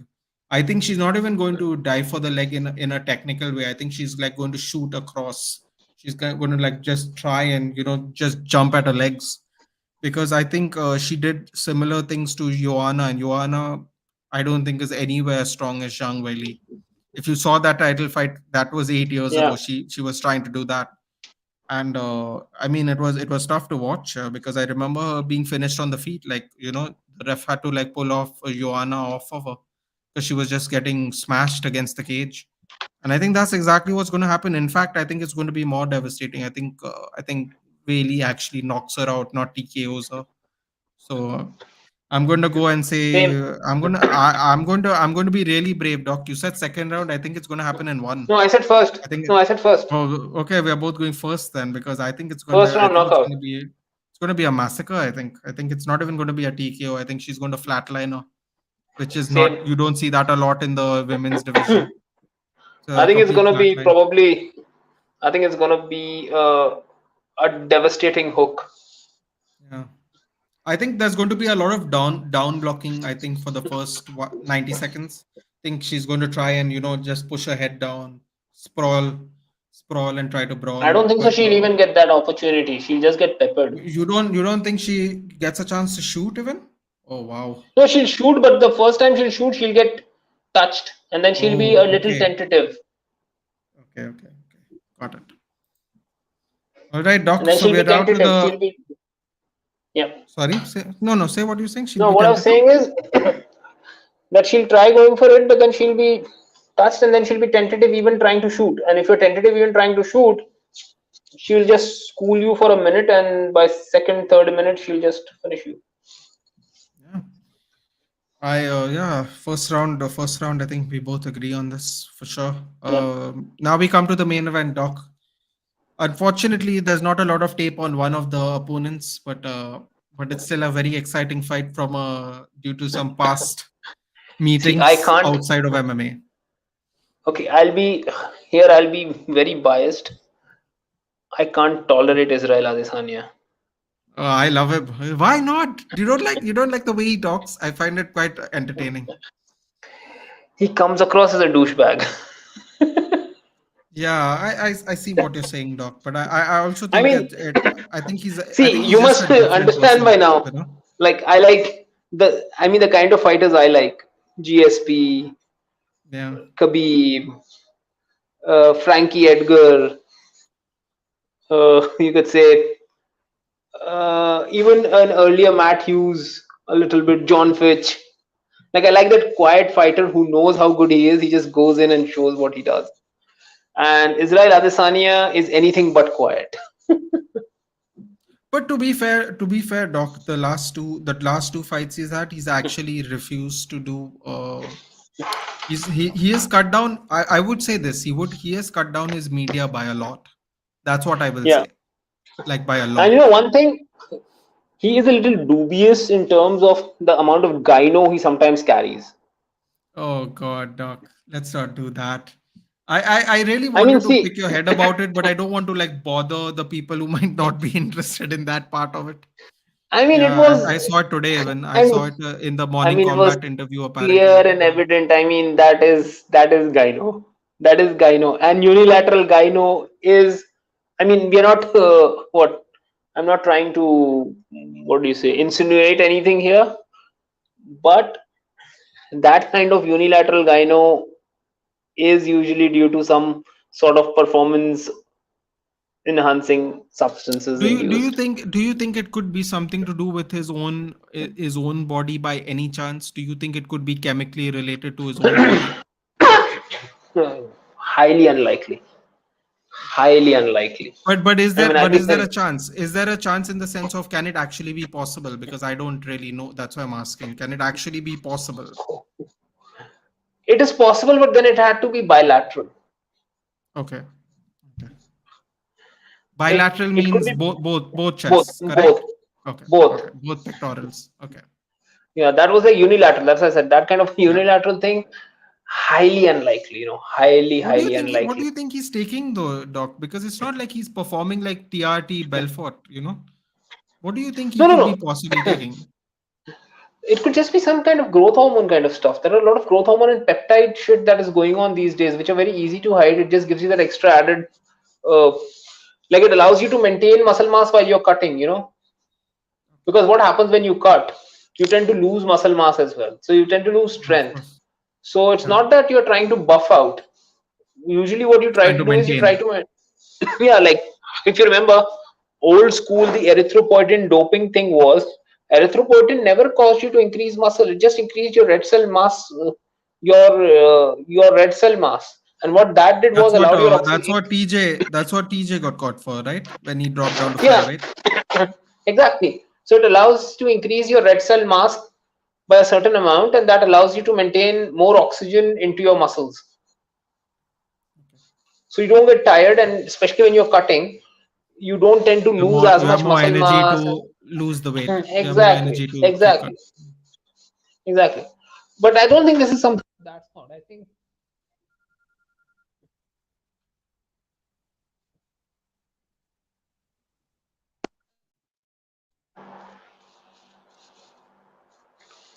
did I just cut off for a minute? Yeah, you did cut off for a minute. Yeah. Yeah, yeah, I was just getting a phone call. Yeah, yeah. I could hear that. Yeah. Yeah, yeah, so uh, anyways, that was the thing that slightly irked me. Anyways, his attitude irks me, and that ticked me off even more. I was like, dude, come on. But do you find his attitude? Have you okay? Let me put it this way. Have you seen his Yeah. YouTube channel? Because he's No. when so I don't know. I mean, you don't have to obviously, but I would just recommend you seeing him watch other fights because he does these reactions when the pay-per-views are going on. And Hmm. he seems very relaxed and chill. He's very I would say very cerebral. I think Yeah, he really definitely. he's really a thinker. I mean, I know sometimes when I people think think they for use their all we words too much know, and they become douchey, you know. I think for all we know, this just might be a front on his part to play mind games with his opponents. Yeah. The way he I is. mean, do you know what he's saying about Alex Pereira? He's like, let him talk all the shit he wants. He has earned it. He's beat me twice. I was like, that's interesting. I've never heard a fighter do that before. And this is when I think no, that he's thinking on a different level when it comes to the other fighters. I really do believe True. he thinks on a different level. Like No, definitely. we have seen it time and time again when someone insults you or it's a rematch. You know how people they just go mad. Yeah, you got lucky that time. The referee was this. I didn't No, think no, I no, lost. You definitely. know. See, he's right up there. He's right up there amongst the greatest fighters of this generation and maybe the greatest fighters of all time once he hangs his gloves. Yeah. So he might be right up there. There is no doubting. It's just that, his.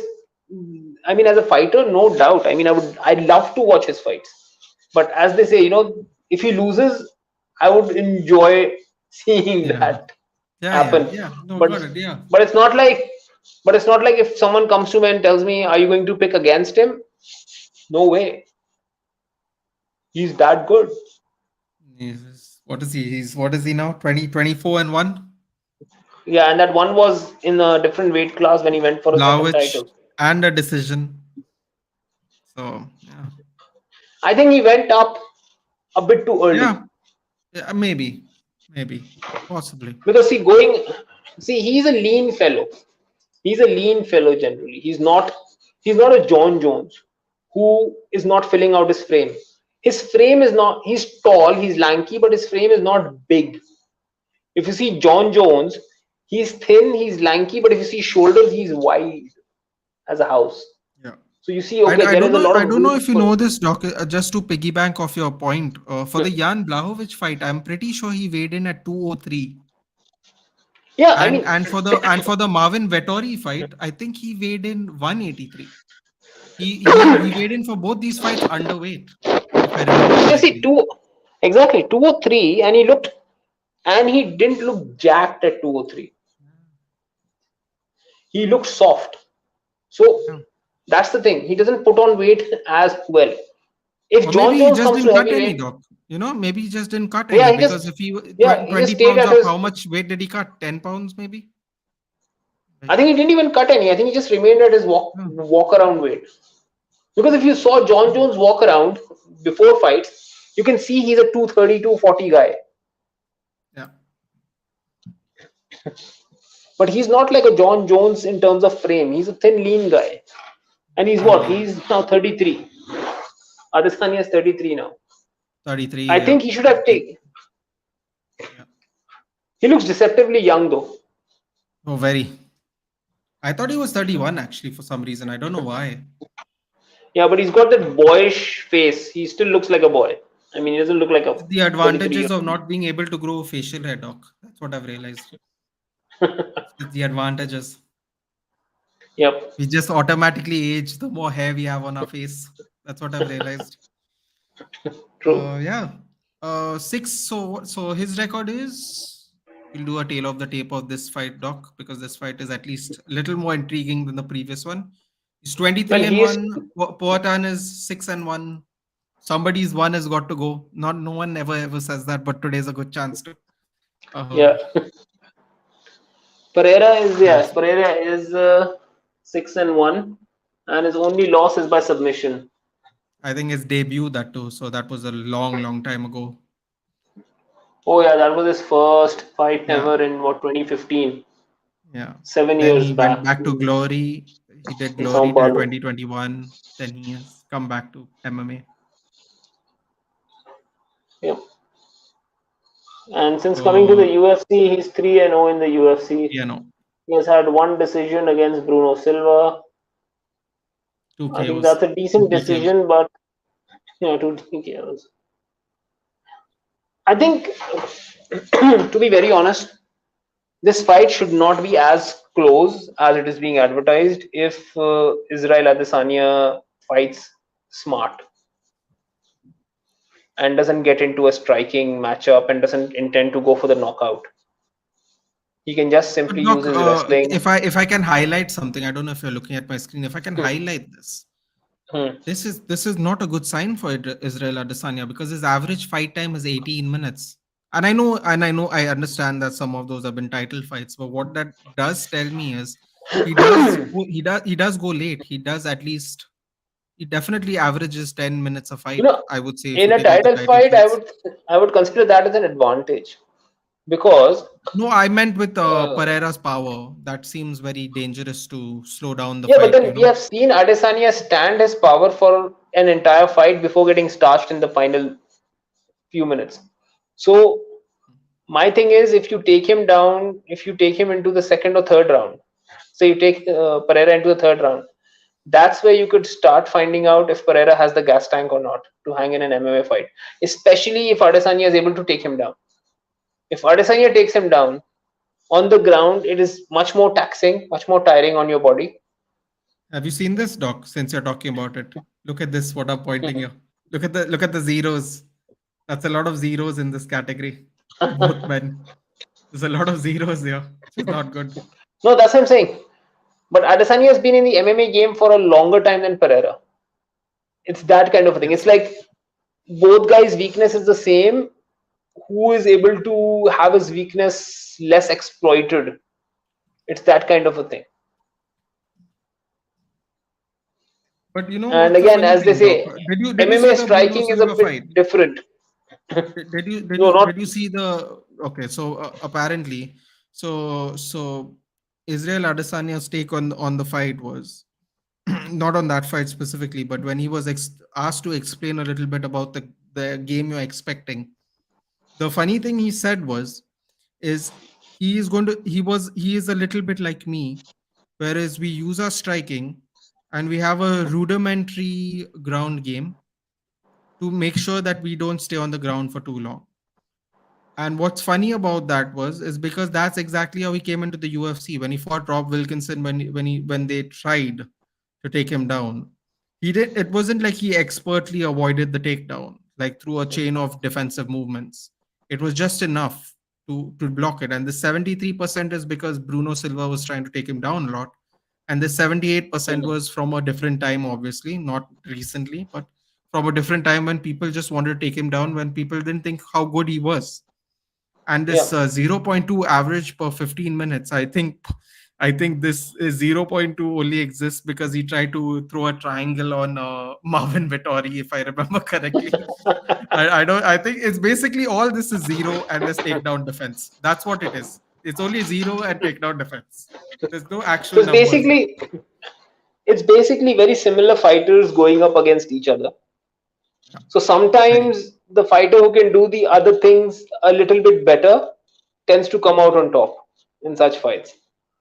So I think if, but then again, as he's not a takedown artist, definitely Pereira's takedown defense would be decent as well. Yeah, that's and the thing I don't like about the striking stats, Doc, is while Poatan gets hit more, you can see that he's more accurate with his shots. So he lands 6.2 strikes a minute, which is not very good. I mean, it's excellent UFC. It's not very good for your opponents. The UFC average, I think, is 3 strikes per minute, significant strikes. He's 6.29. That's very at 60% a clip. That's very dangerous. And Israel does absorb 2.6 strikes a minute no matter what. So, and the defense is basically the same, 58, 59. But There's it not a depends lot of what kind of, difference. but it depends what kind of strikes he's throwing, no? Yeah, I mean, in this case, it's only significant strikes. Obviously, there's no jabs Yeah, and but then, leg kicks and all that. But yeah, yeah, if it's significant strikes, then it's definitely. I mean, sometimes even a jab can be a significant strike. like GSP's little Superman jab. Yeah, or I've yeah, you can zoomed ask. it in for you a little bit, Doc. I If you think if you can see it now I think we better. can. I think we can definitely ask Josh Koscheck how significant jabs are. Oh God, his eye, poor fellow. Yeah, I have to feel bad for the eye. The fact that he had to go by car I because he couldn't get absolutely flights. enjoyed that fight. I No, I absolutely enjoyed it. I enjoyed watching. enjoyed it because he called him Frenchy and all. I'm like, okay, that's a little uncalled for. Like, be cool. You want to say he's an ass. You want to make jokes about him. Cool. Making fun of his No, accent is like as if no, your and that was the accent's time any better. when GSP just, and I knew something major is coming in because after he started calling him Frenchy and everything, GSP didn't come back with many retorts. He was like, okay, let him speak. Yeah. I was like, okay. Yeah, they, I they was do like, that. okay. They do that interview on the side right after the event happens on the tough thing. He's like, then Yeah, then they ask him like, what is your take on what happened? Because when you don't get a reaction, they pull you to the side to see your reaction. yeah. So yeah, so that did happen. Is this Anupam? This is not Dr. Sadiq from one MUFC. This is Dr. Sadiq. That's it. From one UFC. One. That's it. There's no one MUFC here. There's just Dr. Sadiq. That's it. Yeah, and it is UFC. There is no Yeah, that is only M or UFC. anything There's there. no. Yeah. And it's only UFC. No, but it was, actually what happened, it was getting a bit late, so I saw the second goal being scored by Villa, and I was like, okay, man, we are in for another bad I night. I I I I didn't watch the game at all, Doc. I'm not No, subscribing no, to no. I Vic. just I saw a little refuse bit. to. I saw the second half. It was like 1-1. I was like, okay, like we conceded, then we scored immediately back. I was like, okay, we seem to be in the mood. And then there was a slight error by Dallo because Dallo should have covered Mhm.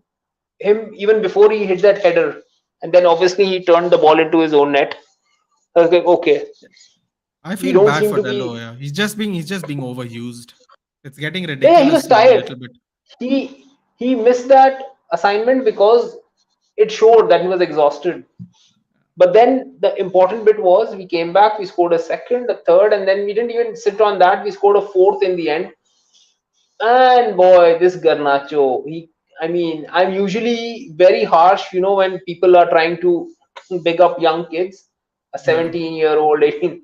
But in the last week, I've seen a couple of 17, 18 years old. There's this 17-year-old in Dortmund who's been called up for the German squad, Yusufa Mukoko. Mokoko. Yeah, Mokoko is performing well, and Endrick, people are talking about in Brazil, but I was like, okay, let him finish a season. Let him finish a season in the top flight. That's my only thing with Endrick. Let him finish a season in the top flight because he's just started playing in the top flight now. Mokoko was playing in the top flight in the Bundesliga last year as well. And this is like sort of his second season in the top flight, and now he's regularly starting for Dortmund and scoring goals left, right, and center. I mean, he scored fair number of goals. I mean, 5 or 6 goals so far this season.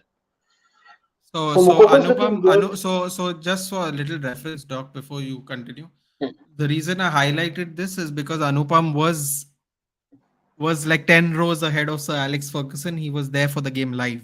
So he was sending me videos of being there. So that's Oh, why I highlighted it. wonderful. Yeah. So that's why I highlighted it. He was keeping tabs on the game. He was sending me videos. But Yeah. then Garnacho looks to be a good find. I mean, yes, He, he I looks thought he good. was man of the Last, match. I thought he was man of the match in the Sheriff game as well with the assist. I thought yeah. he was man of the match clear. Very Even I clear. think even in the Sociedad game. Yeah. So he's looking good. He's looking good. But then again, we should not get too carried away because He has had 3, 4 fantastic games. He shows the right mindset and everything. But then that's what happens always with our youngsters. We think A that little bit like Elanga, right? He was called up because we had no options. He did well, and now he doesn't get a chance to. He can't be sent on loan no, because he's actually played I well, think but now he's not far playing well. far better than Elanga, far better than Elanga. But then we should not hype him up like how we did Rashford immediately. Mhm. But unfortunately, I know he's going to get that hype immediately because he he idolizes Cristiano and he's an Argentinian who's playing with Messi at that young age.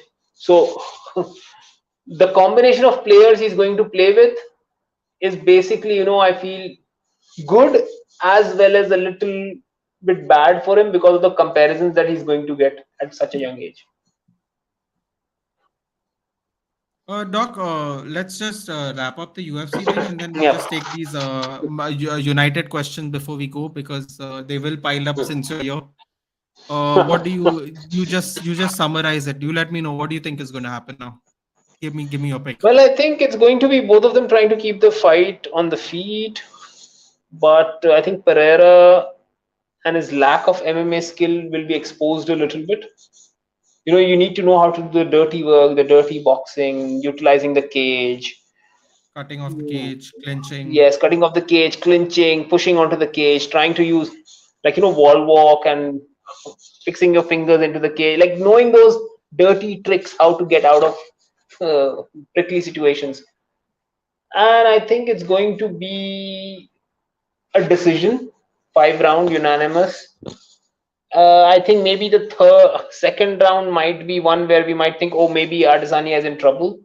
But then third round, by the end of third round, we'll be like, okay, this fight could get interesting. But fourth and fifth, it would be Adesanya. And he would take, I would say, a 48-47, but unanimous. I mean, clear 48-47, 49-46, maybe on another scorecard. But I think a unanimous decision. Mostly stand up, but Adesanya will probably show a little bit of ground, more than ground, a little bit of cage and clinch game, which Pereira would not be as used to. I also go with Adesanya. I say 4-1, 4-1, 49-46. But I will insert a caveat. I think there's a chance Pereira gets knocked out in the fifth round, because I feel like he will, unlike Leon Edwards, he will bull rush if he knows he's going to trade, if he's trailing down the rounds. I see him bull rushing the fourth and fifth if he's down by 3. I just see it happening. Yeah, but I think he has a Uh, chin on him. Potan yeah, has a chin yeah, on him. he might definitely have a chin, but I won't be surprised if very late into the fight he gets knocked out, because he's just throwing a home run. That's it, like throwing a But then, throwing a no hitter. in that, he could also catch Adesanya. He could catch him, but I feel like Adesanya is just going to circle a lot and just keep him Yeah. on edge. I think he's going to light up his legs even a little bit to ensure that he can't blitz as much, I think, in general. So, as the rounds Yeah, as the because rounds Potan has accumulate, I got think. Potan's got dangerous hands, but he's got a dangerous head Hands. kick as well. Yeah, I think it'll be a good chess match. I think it'll be more fun than people are giving it credit for. Yes, I think Israel has more advantages, very obviously, but I also feel that Israel might do the thing he does, like a GSP, where he wants to prove that he's better than these people, when people think he's not as good or he got knocked out. So I'm going to show you I can. Like, he struck with Cannonier, even though Cannonier said, if you stand with me, I am going to catch you eventually. Didn't catch him at all, like not True. even close. So I True. think he's going to play that game, but I hope we get to see a little bit of the ground game. I want to see what this surprise is he's talking about. I feel like it's going to be a couple of takedowns here and there, but let's see. I think it'll be a couple of Uh, attempts, but then I don't think he'll be able to take him down. I mean, it will be more of a cage I think it'll trip be like at trips. I think best. it'll be like trips when off balance trips, like when he comes charging in, like I a think in that like too, an like a uchigari, like a yeah, side foot swipe, like and that, not in the middle of the cage. I think it will be more like the side. yeah, I would be like it's a cage trip. Like he would use the cage to trip him down. Either way, it's going to be high intensity simply because of Poatan's power. So you will be Yeah. on the edge no matter how long the fight goes for, But which honestly, is the quite two fights exciting. I'm looking for is Edgar and the Zhang Weili fight. Yeah, it's Edgar and Chandler Poirier. I just want to see if Michael Chandler can swallow his pride, not do his "we are here for a good time, not a long time" stick he has, and just actually just pulls off a very decisive win. I feel Because low key but the Chandler thing is, Poirier. you have to understand something, Doc. Michael Chandler Hmm. has not fought Islam Makhachev. There is that whole Dustin fought Khabib. Islam is a more well-rounded version of Khabib. It's not as exciting, but Michael Chandler has not fought him. Yeah, So Michael. That's what I'm saying. Michael Chandler's level of competition has not been as high as Poirier. yeah, Poirier has fought a higher level. I mean, some of the fighters they've fought have been the same and they've both lost to them. But Charles Oliveira, the case in point. But I I mean think, I think Charles Oliveira can still beat both of them because I just there's something about him now. He has this aura of him suddenly. It's just, of course it's earned, but I think he could still beat both of them again. Quite honestly. yeah, but Islam was Uh, really good that day.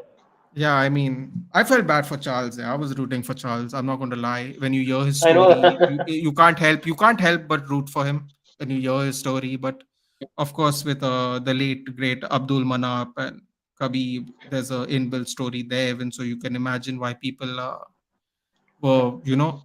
I guess there were no losers. And it also helps. Whoever wins. It also helps sometimes that with Charles Oliveira, you have all these other things going on in his life. Like he's a star. He's a star. Yeah, he won But an if you look at SP Islam, and all yeah. that But if you stuff. look at Islam, he may win awards and everything this year, but he is He might never not even going be to be there a to star. accept it, right? He might not even be there. Exactly. He'll Exactly. be sending that video like how the actors do when they are Yeah. shooting a movie. I like to thank Yeah. you And for this. and for all Like we know, that would you, be coming. That video, we'll find him all sweated out after having a tough training session. So maybe at he AKA, not taking the flight to the venue. He'll be sitting at AKA only. yeah. Like, thank you. Yeah, Exactly. So he's who like a knows? professional fighter. So he lives, breathes, and works fighting basically for his. My favorite is Khabib told him, "You don't want all this attention. You want this all to go away. Just lose." And then you could see the look on his face. He's like, "Screw you, dude. Lose." Like, what do you mean lose? I'm not come here to lose. That look on his face. He was like, "If I say screw you, I'm going to get beaten up." But he had that look on his face. He was like, "Really? Lose?" I was like, "Oh my Yeah, yeah. god, He was just like, lose." yeah. If I tell him screw you, suddenly Khabib will Oh go my out there and say, god. change the matchup. Change the matchup. It's Khabib versus Islam right now. He would go and tell It's, Charles, wait, let us finish it. Then the winner will fight you right now. It's going to be a double main event. It's I going to be mean, one of those. Bilal looks so good, Doc. Bilal looks so good training with them. I can't believe Bilal he is good. finished Sean Brady on the feet. On the Oh, feet. Bilal's got power. I No, still no, remember but the. I can't believe it. I thought he was going to mix it up because even in the Luke fight, he mixed it up and to just No, the one in Abu Dhabi that I stall and saw knock him him, out. because I Easy. remember him very clearly. The last time he fought in Abu Dhabi, that was the event where I was at, and Bilal knocked the guy out on his feet. Even then, I think he's from Kuwait, right? If I'm not mistaken. Yes, he's from Kuwait.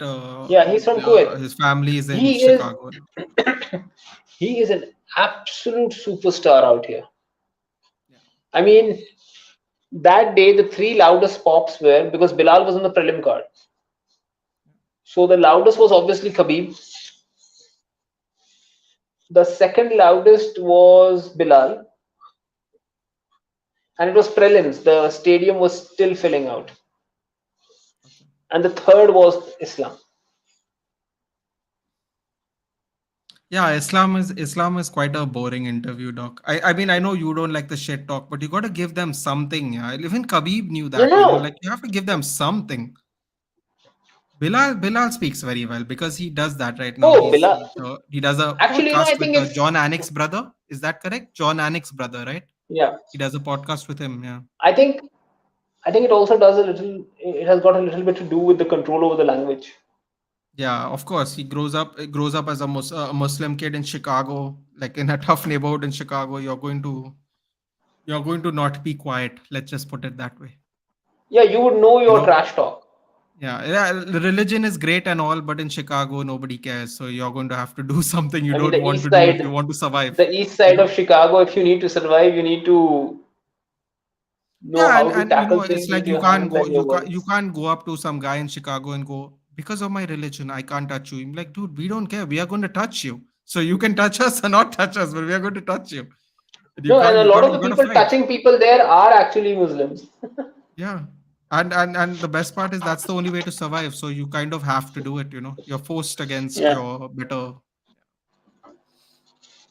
So that was UFC 281, guys. We all pick Izzy to win. The Hmm. picks are as follow. We both pick Izzy to win by decision. We both pick Zhang Weili to win by knockout. Oh my god, I feel so bad saying it. First round. First I feel round. so bad saying it. First round knockout. We both pick Chandler. No, we both pick Poirier to win. I think Doc is second round. I am. Oh wait, Doc, are It's you like third round or second no, round? we both are like we both were the same. Late second, early third Yeah, kind of. late second. Late second. Yeah. Okay. So let's take it as second.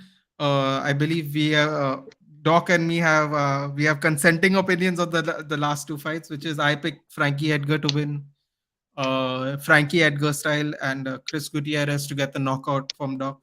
Uh, Yeah. and I think the TKO. first fight is TKO. More yeah of a TKO TKO. TKO. Yeah. And Dan Hooker versus Claudio Pueges. I think Yeah. Doc, did you say Dan Hooker? Hooker. Hooker, yeah. Yeah. And I went Pueges. It would be Submission, I funny if think it's you went. Niba, but I'm going to go with submission. And that is And our picks, guys. I went like split decision-y kind of win Yeah, for Dan Hooker. basically Doc went full out war where Dan Hooker wins. Yeah. To Yeah. just sum it up, because Dan Hooker only knows how to go to war. God bless him. That's Exactly. his only style. And yeah, that being said, Doc also picked a couple of fights outside where he picks Blanchfield to beat Molly McCann, if anyone watches the prelims, and Dominic Reyes. I think we both picked to knock out Ryan Spann, who's humbly Yeah. speaking, a very limited fighter, but very aggressive, which might play into Dominic Reyes's advantage, I should say. True. So that's it, Doc. We'll just end off with this now because you're a celebrity, so you know the football questions will come. Oh. I'll just answer this one. If Doc, if you want to chime in, you can chime in. Led was so Led might be called back, Ignatius. There is murmurings that Led might be called back because we're getting rid of Van Bissaka. Donny is going to be sold. I think. I also think so. Doc, what do you Yeah, I think think so? he's not. He's not. He is not United quality. I mean, if And I mean, can I say something? Can people not blame yeah. Ole Gunnar Solskjaer for it? Because Ole Gunnar Solskjaer also didn't think he was not quality. Then everyone was happy for Ole Gunnar Solskjaer to get the sack, and everyone went, "Oh, Ralph Ragnick is going to pick him." Ralph Ragnick didn't pick him either. Frank Lampard didn't pick him either. Guys, like everyone who's chasing, this is the one I thing I mean, don't Eric Ten really like Hag at is not all. picking him. I mean, yeah. I mean, Eric Ten Hag The has one thing I picked don't him. like, Doc, the one thing I don't like is everyone blaming Ollie for certain people not being able to cut the mustard in Manchester United. They can't cut the mustard, and Agreed. everybody's blaming Ole Gunnar Solskjaer. And I'm not having that. I'm not tactically aware like you, but if all these coaches aren't picking the same players, something has to be wrong. So It's there just has to be common something sense. wrong. I Yeah. mean, yeah, but the one thing that people tend to question Ole a little bit, and I think even I do it a little bit, and but it's not just with Ole; it's also with Ralph Ragnick, for that matter. That you always used to hear this thing.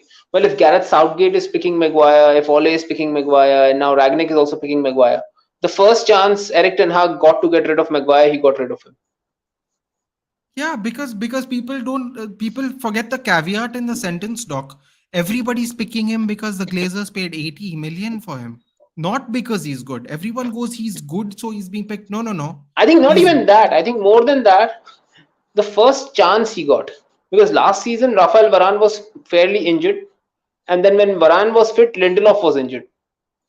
So I think even Ragnick never got the opportunity to properly see a partnership of Varane and Lindelof play together or be fit together at the same time. And Maguire was like last season made out of granite, so to speak. He was not getting injured at all. But this season, the first chance after the first two games that Eric Ten Hag got, Maguire was on the bench. He's what our and even when he had the opportunity, he didn't get Maguire. He got Lindelof to play with Alessandro Martinez Doc, when Varane was injured. people want me to do an England team preview.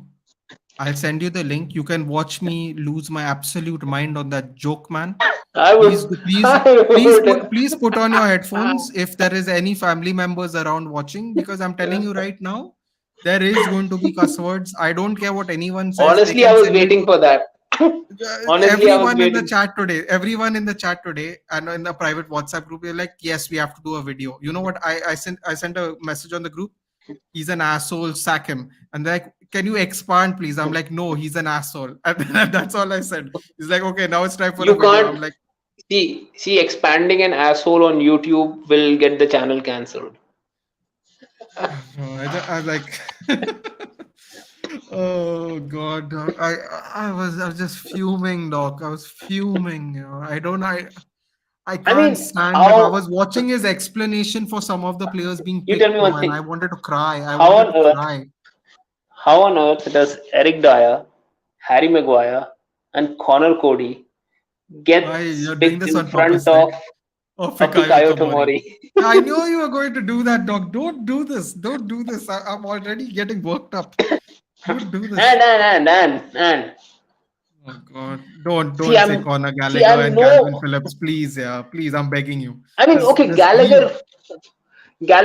Okay. How okay? How okay? I'm saying okay. He's taken 4 central attacking midfielders. Oh, Doc, you're doing it on purpose. I can feel it. I am not a James Ward-Prowse fan. I am. But how can you pick a player who's barely played 80 minutes of competitive football this season? Are we talking about Calvin Phillips? Yes. No, you're doing this on purpose, aren't you? You're doing this on. How can you pick a player? Did you see the? I think I would rather pick. He was being questioned. I would rather pick James Milner. He has performed far better than Calvin Phillips this season. So the lady was asking him these questions about various players, right? When it came to Calvin Phillips, he literally said, yes, he played in the FA Cup game yesterday. I'm like, FA Cup game yesterday? Did you just wake up from the whole season? See, I didn't hear his press conference, but that's what he really said. Oh my God, Doc! You know what? Forget all this. Right?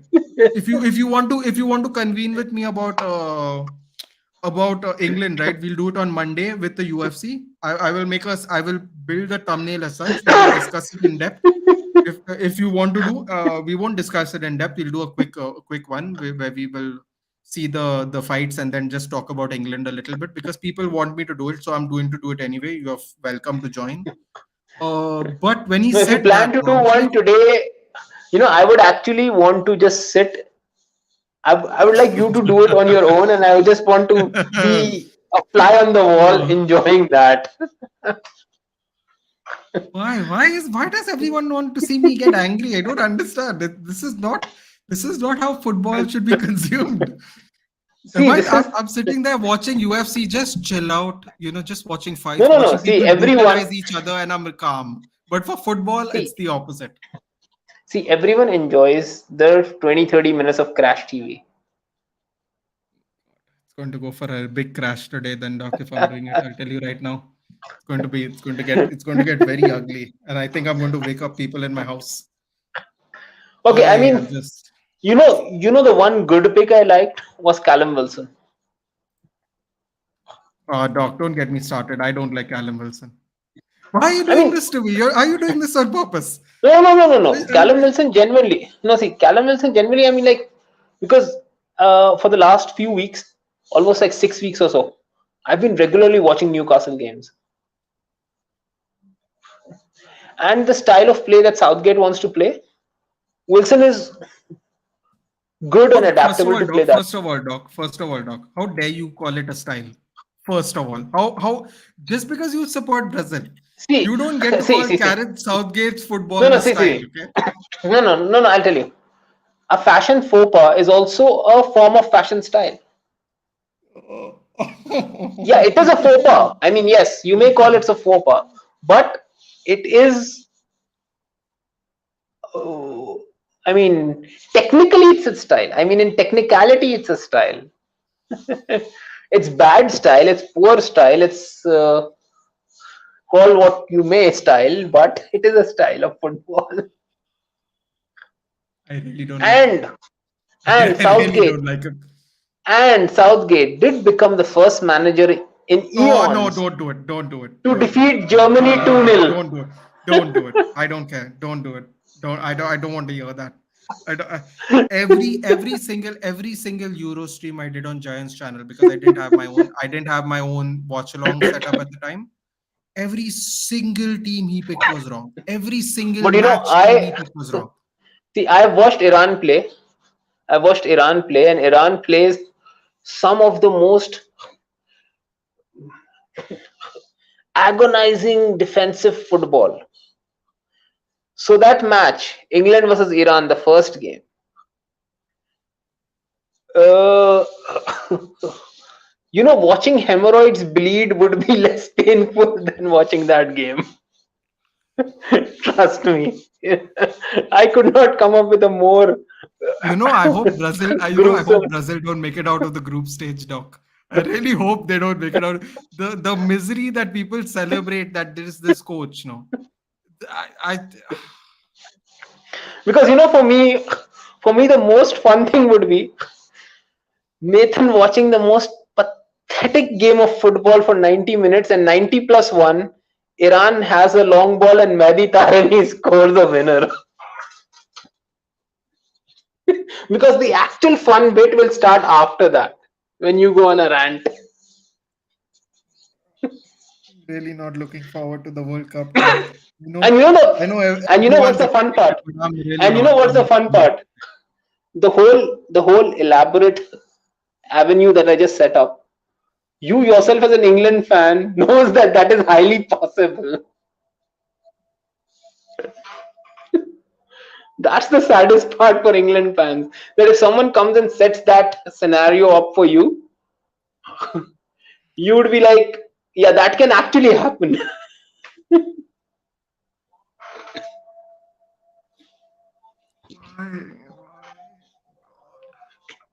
I mean, I can't understand. Why? Uh, What now? What a you can't understand? simple Why support person, England? no, a simple person can set up a brilliant 4-2-3-1 or 4-3-3 with this lot of players. I mean, yes, you have picked Harry Maguire, you have picked Eric Dyer. With this squad, you put a John Stones and Ben White at centre back. You put up a Luke Shaw at left back. Give Trent Arnold the right back slot. Or say take Trippier on the left back if you want to have a little bit of a defensive solidity. Put up a double pivot or put up a single pivot of Rice. Get Bellingham and Mount next to him in midfield. Get a Phil Foden out wide left. Get a Bukayo Saka out wide right. Bring in Harry Kane up front. Give them the freedom to play. That's a brilliant team. But Doc, he didn't do that in the Euros. He was playing Phil Foden. This is why I lost my mind. If you go back to the streams we did with Jayant, he kept putting Phil Foden on the right hand side, and Because at see what's that time, happening. See but the no, but issue. I'll tell you why I lost my mind at that time specifically. Right, at that time we had Bukayo Saka first of all. Okay, leave that be. We have Bukayo Saka. Second of all, at that point of time, Foden was replacing Sterling on the left wing because he's so lefty. It's not even funny. Okay. Hmm. Every time we played Phil Foden in England as a right wing, we were not playing well. As soon as he made Bukayo Saka start as a right winger, from those games on, our right midfield was playing well. And that is not a coincidence, Doc. It's simple sense. Right? A person who has always played on the right will know how to play on the right. See And the he's picked four and central please attacking midfielders in the squad. He's picked and I four would central replace attacking the midfielders. goalkeeper and I would replace the goalkeeper and bring in Aaron Ramsdale as the starting goalkeeper. Who's the starting? Sorry, Instead of Pickford, I would start with Aaron Ramsdale in goal. We don't like to talk about Arsenal on this channel, Doc. But No, neither do I. Neither do I. But but in okay. my England, but in my England 11, you have three starters from Arsenal. You have got Ramsdale, you have got Ben White. If Tomori is not playing, that's the thing, because Yeah, Tomori is not I there. would pick Ben White. I would pick Ben White anyway. Doesn't matter who's playing. I'd pick Ben Yeah, White. yeah. So Ben White and Bukayo Saka. Because Now imagine, the problem with Southgate and to some extent the problem with Fernando Santos is also the same. The Achilles squads are injury. brilliant. So see, the squads are brilliant. The squads are brilliant, but they are very mismatched. If you see the teams who are playing well, if you see a Brazil, every player prefers playing the counter pressing style, except say Neymar. But the Neymar is that creative central attacking mid these days. He plays the number 10. So you need one of those players, and the rest of the team can make up for his lack of pressing. And Neymar is pressing like a beast this season for some reason, even for PSG. So he's in that World Cup mode that he needs to play like that. So the entire team does counter pressing very well. So they have a counter pressing style of play. The other successful team is Argentina, who plays a counter attacking style of football. Leo Messi, we all know the caliber of player he is. Styles don't bother him. Give him one style with his entire team, and he will fit his game to adjust to that style. So Argentina is playing well. Netherlands, Louis van Gaal, three at the back, counter with the wing backs, have effective inside forwards. The team is playing well. Now let's come to England and Portugal. In Portugal, you have one fullback who is João Cancelo, who's a possession-based fullback who's inverted and who's defensively not as solid. Attacking wise, João Cancelo is brilliant, but he's not a winger kind of a thing. The thing is, you're playing Cancelo at right back. You have the Juventus problem with the right back Cancelo. He used to play winger at times for Juventus because he is an out wide attacking player on the right and he's an inverted fullback on the left. And defensively, he's always found out. We saw what happened with Salah. Salah skinned him in that City game. Now, when you go to the forward positions, you have Cristiano Ronaldo who prefers the counter-attacking style. You've got Bruno Fernandes who prefers the counter-attacking style. But then the people flanking them are a Rafael Leao and a Bernardo Silva who both prefer a possession style of football. You go to the midfield pivot. Because that's what they play in the teams they play with. Exactly. You go to the midfield pivot. You put in Vitinha, he prefers possession. You put in Carvalho, he's a sit-back counter-attack style. I wouldn't put him anywhere. I'd put him on the bus and send him back home. I'm saying the options that he's bringing. And then you bring in a Ruben Neves. Ruben Neves is again a counter-attacking style. The Wolves. Your centre-back pairing. Pepe, counter-attacking defines Pepe. Ruben Diaz on the ball. Ruben Diaz on the ball. And Danilo, he's not a centre-back who's being made to play centre-back. Thank you. Because Suraj seems to disagree with it. Oh, he plays really well for PSG. Like PSG is a crap league. You can't get away with that when you're playing good quality opponents. He doesn't even play well for PSG. He is the reason why Marquinhos looks bad. He is the reason why a player like Marquinhos looks bad. Because Marquinhos is either paired next to Danilo or is paired next to a Kimpembe. And he's been asked to do the work for both of those guys while maintaining his own work. That's why he ends up doing errors like giving the ball away to Benzema because he doesn't know, shall I cover for this guy or shall I cover for my man? Yeah. Now, and in goal, you are trying to play Diego Costa, who's probably one of the best on-ball goalkeepers. But then your centre-back that he's trying to pass to, because the opposition knows that we have to press Ruben Diaz and keep the ball away from Ruben Diaz and press João Cancelo, keep the ball away from them. So the options you have is the Nuno Mendes, who's again a counter-attacking style of full wing back, or you have someone like a Pepe, who's again a counter-attacking and not a ball-playing fullback. Same issues come up when you come to England. Your goalkeeper is Jordan Pickford. One of your centre-backs is Harry Maguire. I think that's enough said. I don't need to say anything more. Then Harry Maguire thinks that he's a possession style centre-back, but his traits don't fit possession. It's more of a counter-attacking. He should sit back. John Stones is the complete opposite. On left back, you have got Luke Shaw, who is counter-attacking, and on right back, you have a Trippier, or you have a Reece James, or you have a Trent, who's possession-based or counter-press. Again, a complete mismatch of styles across the back line. And if you add a back three with an Eric Dyer, that is a Conte sit back, God knows what. Or a Kyle Walker is again. There's at least 8 players I would sub, Doc. I don't know. I don't know. Yeah. I'm not happy. I'm not happy at all. Again, the same issues in the front line. When you play Sterling and you play a Mason Mount on the other side, and you play Harry Kane in the middle, or you play Bukayo Saka on one side, your double pivot is Declan Rice, who's a sit back kind of a player, with a Jude Bellingham, who's a possession and counter press style of a player. So the ideal styles of all these players are all over the pitch. Yeah, if you want to play Declan Rice, you play Declan Rice and Jude Bellingham and Mount together, you play them in a 4-3-3. But Declan Rice sits back as that third centre back, deep lying playmaker, like that single pivot. You have a Bellingham who's box to box on one side, Mount who's a box to box on the other side. Then you're sitting into a rhythm that your team can then be a counter press team. Okay, because not everyone is good in possession. The sweet way out is become a counter press, high energy team that hits you on counters rapidly and keeps hold of the ball adequately well.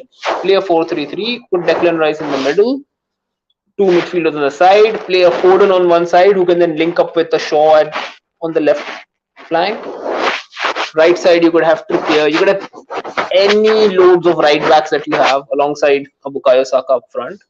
Harry Kane up there. If you're not getting a goal, you can shift to a 4-4-2. He doesn't know what to do with Trent, Doc. That's why Trent never gets picked. Like people, you know what? People go, oh, he's an idiot for not picking Trent. No, I'm like, he's not. He doesn't know what to do with Trent. That's why he doesn't get picked. You know, that's why he doesn't get picked. He doesn't know what to do with him. And the weird bit is, if you have a double pivot like a Rice and Bellingham or a Rice and Phillips, it's easier to pick Trent. It's easier to pick Trent because you've got one of those guys who can drop back and cover for him. Doc, we play 8-1-1. We play 8-1-1. Everyone goes back 5. We don't play back 5. We play back 7. We don't play backs. We don't play back 5. That's the thing. See, if you are playing a back 3 and in your back 3, one of your centre backs is Kyle Walker, you can easily play Trent. The guy can cover for Trent. Kyle Walker is a cheat code when it comes to covering defensively. If you're playing Kyle Walker on one side and that side is of a Trent Alexander-Arnold, play him at wing back, give him that freedom, bro. Go ahead, throw in your crosses. You have got a Harry Kane sitting in there to receive them. Yes, play Route 1 football. I don't mind. Play Route 1 football. But you can play an enterprising brand of Route 1 football as well with the players you have. I don't know, Doc. I'm thinking about doing the stream, but honestly, I don't want to get a bloody blood pressure problem because of this donkey. No, don't worry. I will give you some tips how not to get the blood pressure thing. No, dude, Doc, you don't understand. It's like he is trying. It feels like he's sabotaging our chances. I always get that feeling from him now. It's jobs for the boys. These people got me to a semi-final and a final. I'll just drag everyone here. Oh, by the way, Doc, please go watch the interview of the selection squad, and I'll tell you a little snippet of what he said. I don't feel the young centre backs have done enough to remove the old ones. And when I looked at him, I was like, so we have Dyer, who's won nothing. We have Maguire, who's been relegated 4 times. We have Kyle Walker, who has played his whole life as a right back until you decide to put him as centre back. Pep also plays him as centre back. No, I know, but what he is really a right back, right? Like you can play people wherever you want, but Kyle Walker became Kyle Walker because he's a right back. Okay, Kyle Walker, I can understand. No, that's fine. He's making up for the speed that the other 2 slow donkeys we have playing next to him. I get it. I get why he's playing. I understand why. I'm not complaining about it. I'm just saying these are his selections. A bunch of people that have won nothing. Yeah, a bunch of people that have won nothing and Man City players. That's his defense, okay? He doesn't want to pick a young in his prime Fikayo Tomori who's won a Scudetto after God knows how many years. And he is going on TV and saying the young defenders haven't shown enough. Chris Smalling and Fikayo Tomori have done way more than Connor Cody, Eric Dyer and Harry Maguire. I don't care what you want to talk about the league. That is fine. We are talking about defense. The Italian league is known for the defense. It's always been known for the defense. The international team plays defensively. You can't say that when we are talking about defenders. If you want to talk about attackers and midfielders, whatever. Defense, you can't say this. This is stupid. He doesn't watch other leagues of football. That's what I've gathered. Have you ever seen him sit in the stands at the San Siro or at the Stadio Olimpico? I've never seen him sit anywhere outside of Southampton. Well, I don't know what even Lucho is doing with the Spanish team. I mean, say what you may, but Sergio Ramos deserved a call up this time. Yeah, I thought so too. But these people are smoking some heavy grade zombie, because I don't know what football they're watching these days. They must be drinking so much wine. I and mean, I coffee can that they understand. can't make out I can people. understand him. I can understand him. But I think Thiago Alcantara is fit, right? He's back fit again, Thiago. Oh, come on, Doc, come on, yeah. He's made of glass. Why waste a spot on someone who you can't play in short spans of time? No, but He's see, going to get injured. What is the point of him sitting on the bench and not giving a spot to someone else? yeah, because the person you got in place of him is Ansu Fati. Ansu Fati can probably come off the bench and score you a couple of goals. Oh, and also that's why I don't like Callum Wilson, by the way, Doc, because it's very clear that Newcastle are managing his minutes. He is severely injury prone, and I mean Also, severely. From his trust Bournemouth me, days, he's been injury prone, trust me. As an and as they an have not England picked Ivan fan, you Toney. would They've not picked Ivan Toney, see Doc. They've not picked Ivan Toney. as an England fan. As an England fan, you would want Callum Wilson's minutes to be managed even in England camp, because if his minutes are not being managed, that means either you guys are not scoring any goals till the 89th minute, or Harry Kane is injured. But that's the worst thing, right, Doc? I think we can play a 3-5-2 with Tony and Kane, because Kane can drop back and act as a midfielder. He's so good at passing. I've seen Ivan Toney hit wonderful assists on Chris in of Mbuemo and Visa. They can pass the ball. Callum Well, I Wilson, don't I don't understand know if the. his passing is that good. And also, See, Ivan Toney honestly, deserved Wilson's it. pickup. If you ask me, Tony versus Wilson, Tony deserves it because Wilson has not been picked for the English squad for like 3 years or something now. Yeah. And Ivan Toney And was picked 1 month ago. Forget all this. He was picked yeah, one to month do ago and what? given 0 To minutes. do what? No minutes. To sit in the hotel room basically, because he was not Yeah, even picked in Tammy the Abraham, squad. Fikayo Tamori, Ivan Toney, James Ward-Prowse all got 0 minutes. What is he doing? Trent, It feels like sabotage. Trent, Trent, Trent Trent, also it got feels like zero. it feels like sabotage. It really feels like that, and people laugh, but people don't understand that. They say he By the has way, you gone know to something? semi-final, final, but it's based on players' individual attributes, not because of anything special he's done. The rumor mill is that if Southgate gets the axe after the tournament, you Please, know who's coming in place please. of him? You know what, Doc? I don't even care. How do you Oh, like you that would. for an answer? Oh, you would, Uh, because that is someone who's proven to be. just tell me he's Yeah, not a defensive coach. Just tell me he's not a defensive coach. no, he's That's all not I a want to know. defensive coach. I think. Uh, I think what I heard is that probably Steven Gerrard is going to be the next one. I'll tell you what, Doc. then you I've already then told my stream this, and I've already told everybody on TCSP stream. If Southgate gets a renewal, I am not watching international football until he's sacked. I will not support England until he's sacked. I don't care which year it no. is. I I mean if refuse he's to watch sacked the and they get England. in Stevie G, if he's sacked and they get in Gerrard,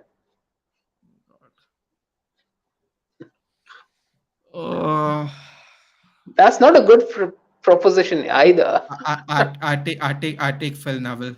Give me Phil Neville, please. Give me Sean Dyche. Give me somebody else. I don't want our English Yeah, at players least to get Sean Dyche will give Trent the task that just go in and throw him crosses. seriously. He knows how to actually demand respect from players instead of beg for it. This You jobs know for the the worst boys part that thing is happened too for much. England is the worst thing that happened for England is that Eddie Howe got into the Newcastle job and he's doing a very good job there. Yeah, I wanted And Eddie Howe. I wanted Eddie Howe before he got Newcastle job. I said it on Joyce. and I'll take Eddie Howe. and Graham Potter's already been picked up by Chelsea, quote unquote, for a long-term project. Yeah, I don't think that's going to happen, Doc. Sorry to any Chelsea fans listening. I don't see that happening. He's going to But I be think out in Potter, 18 months.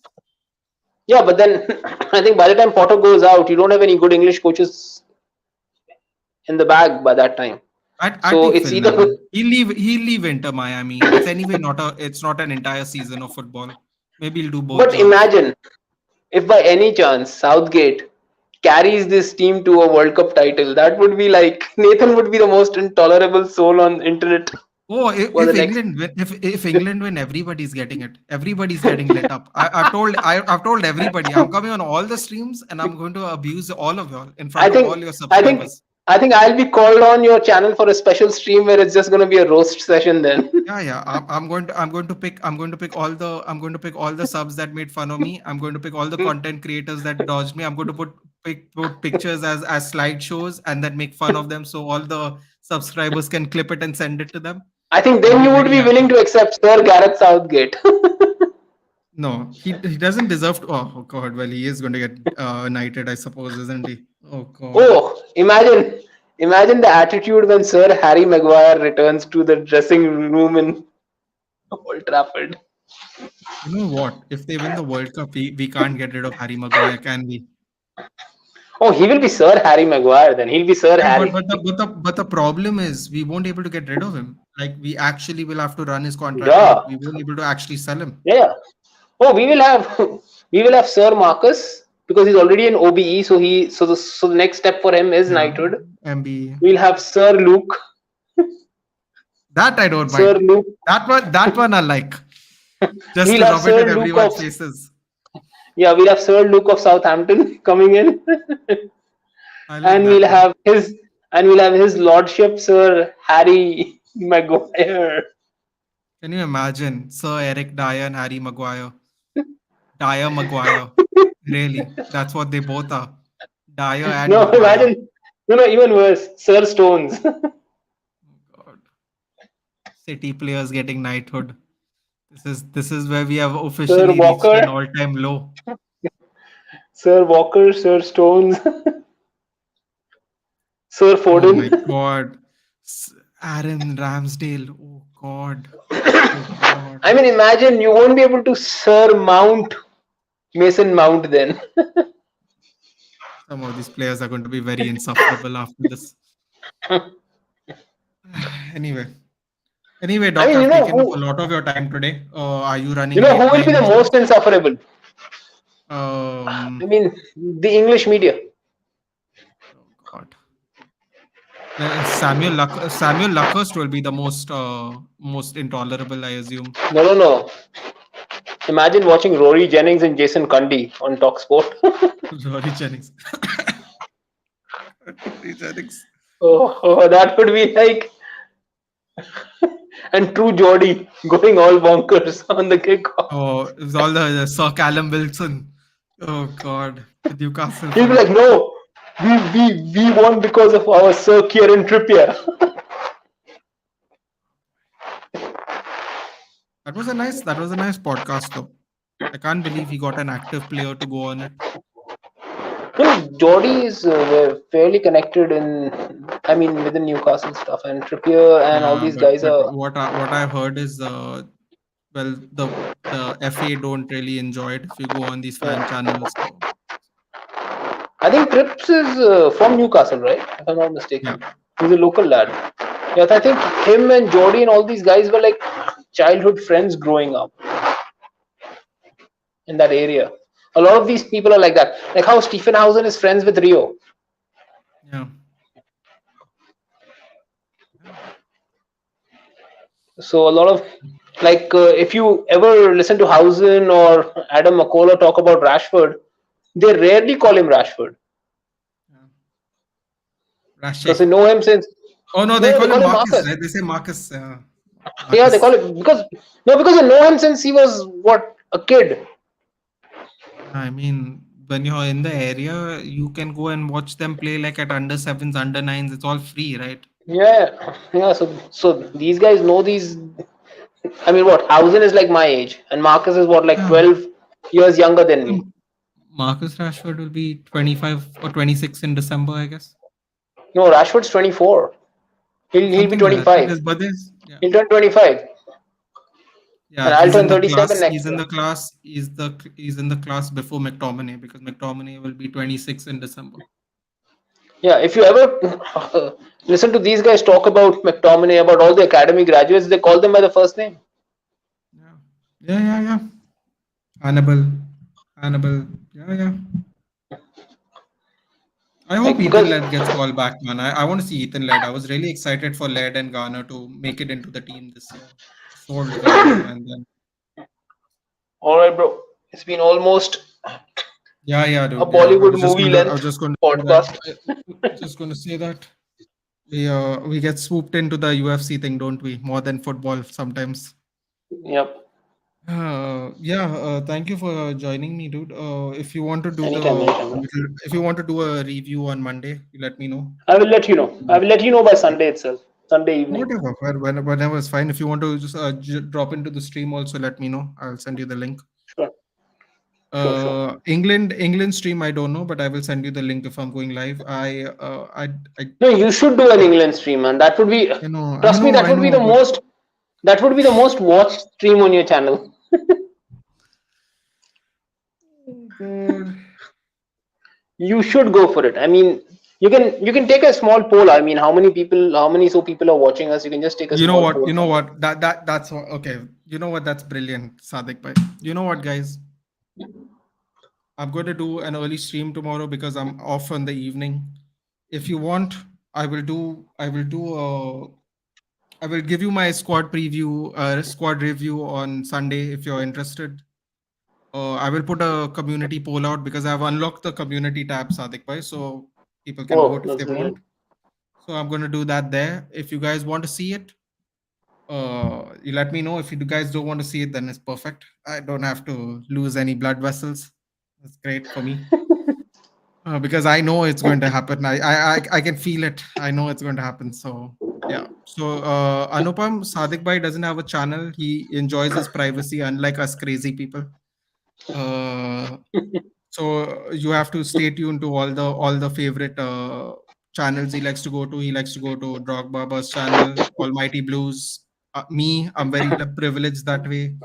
TCSP from time to time, as well as Mohawk Boy's channel as well. Morning Hopefully, I'm UFC, trying to SOP, yeah. Hopefully, macaroni. I'm yeah macaroni. Hopefully, I'll get to talk to Mohawk one day. I'm really looking forward to it. Hopefully, Sadiq Bhai can help me out with that. I want to do a Sure, state of sure. affairs with him because I'm very curious to get his opinion about some of our United players in general. But apart from that, that's where you will get him. Anupam, he doesn't like to be disturbed, and I like to respect his privacy. I give him a month's notice when I want him, when I ask him for a stream because I know he's very busy. So yeah, a Thank you. big thank you to Sadiq Bhai for coming. Anytime, anytime. Yeah, Wana Buzz Mudit is here. Hi Mudit. If you want to see any of the UFC takes, we have just watched this on repeat when we go off air. Any last words, Sadiq bhai? Anything you want to say about the World Cup final tomorrow? Anything you have any thoughts about it? I'm sure you're a little Oh man, happy. I am happy because Pakistan is there, but then I'm also a bit scared after seeing what England did to India.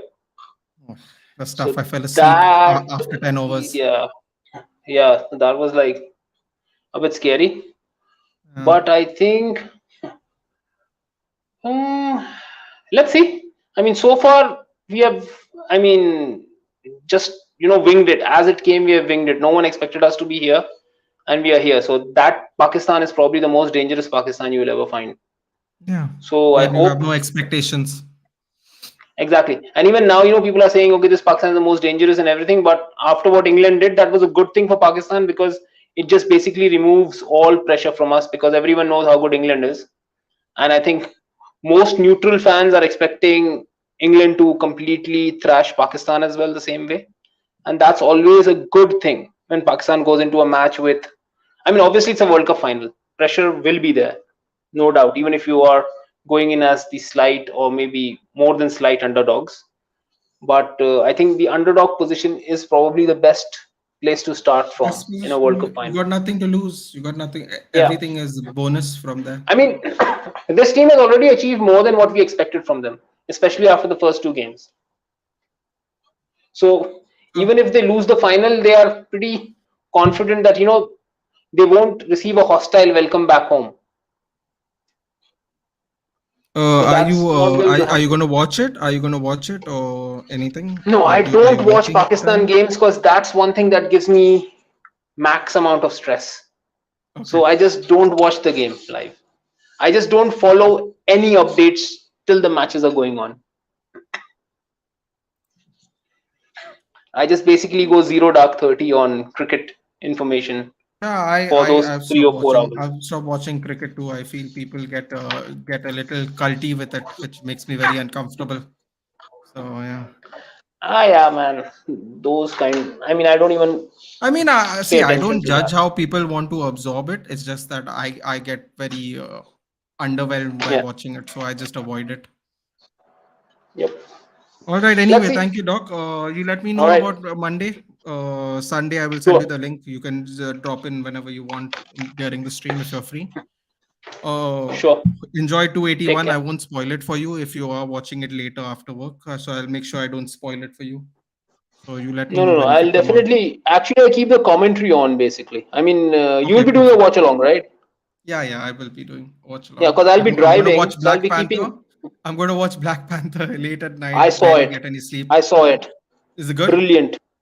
Oh, lovely. Uh, Looking forward to it. I'm doing that MCU, tomorrow. MCU, as we wanted it, is back, Good. Phase 4, right? It is right and now. Perfect. that is one. And even as a standalone movie, if someone just goes and watches this movie as a sequel to Black Panther one, Okay. beautifully crafted movie. Because they had to get out of the Chadwick Boseman kind of way, right? They have no choice. They had to do that. So they had to Okay, I kind of won't make say it a much, bit but standalone. I'll just say the whole way. I mean, the entire way they have put on the story and how they would continue the story forward from frame one till the last bit is explained beautifully. Perfect. I'm going in 24 hours. I'll be there watching it myself, looking forward to it, and then straight away get a little sleep and do the stream in the morning. And Anyway, Doc, I don't want to drag you out anymore. Are you and a getting late? good, Okay. yeah, Sure. see, and a good touch. Like last time, we got to see a lot of African culture. Yeah. We grow onto that and we add another culture into the MCU mythology, Beautiful. basically. Beautiful. Looking forward to it.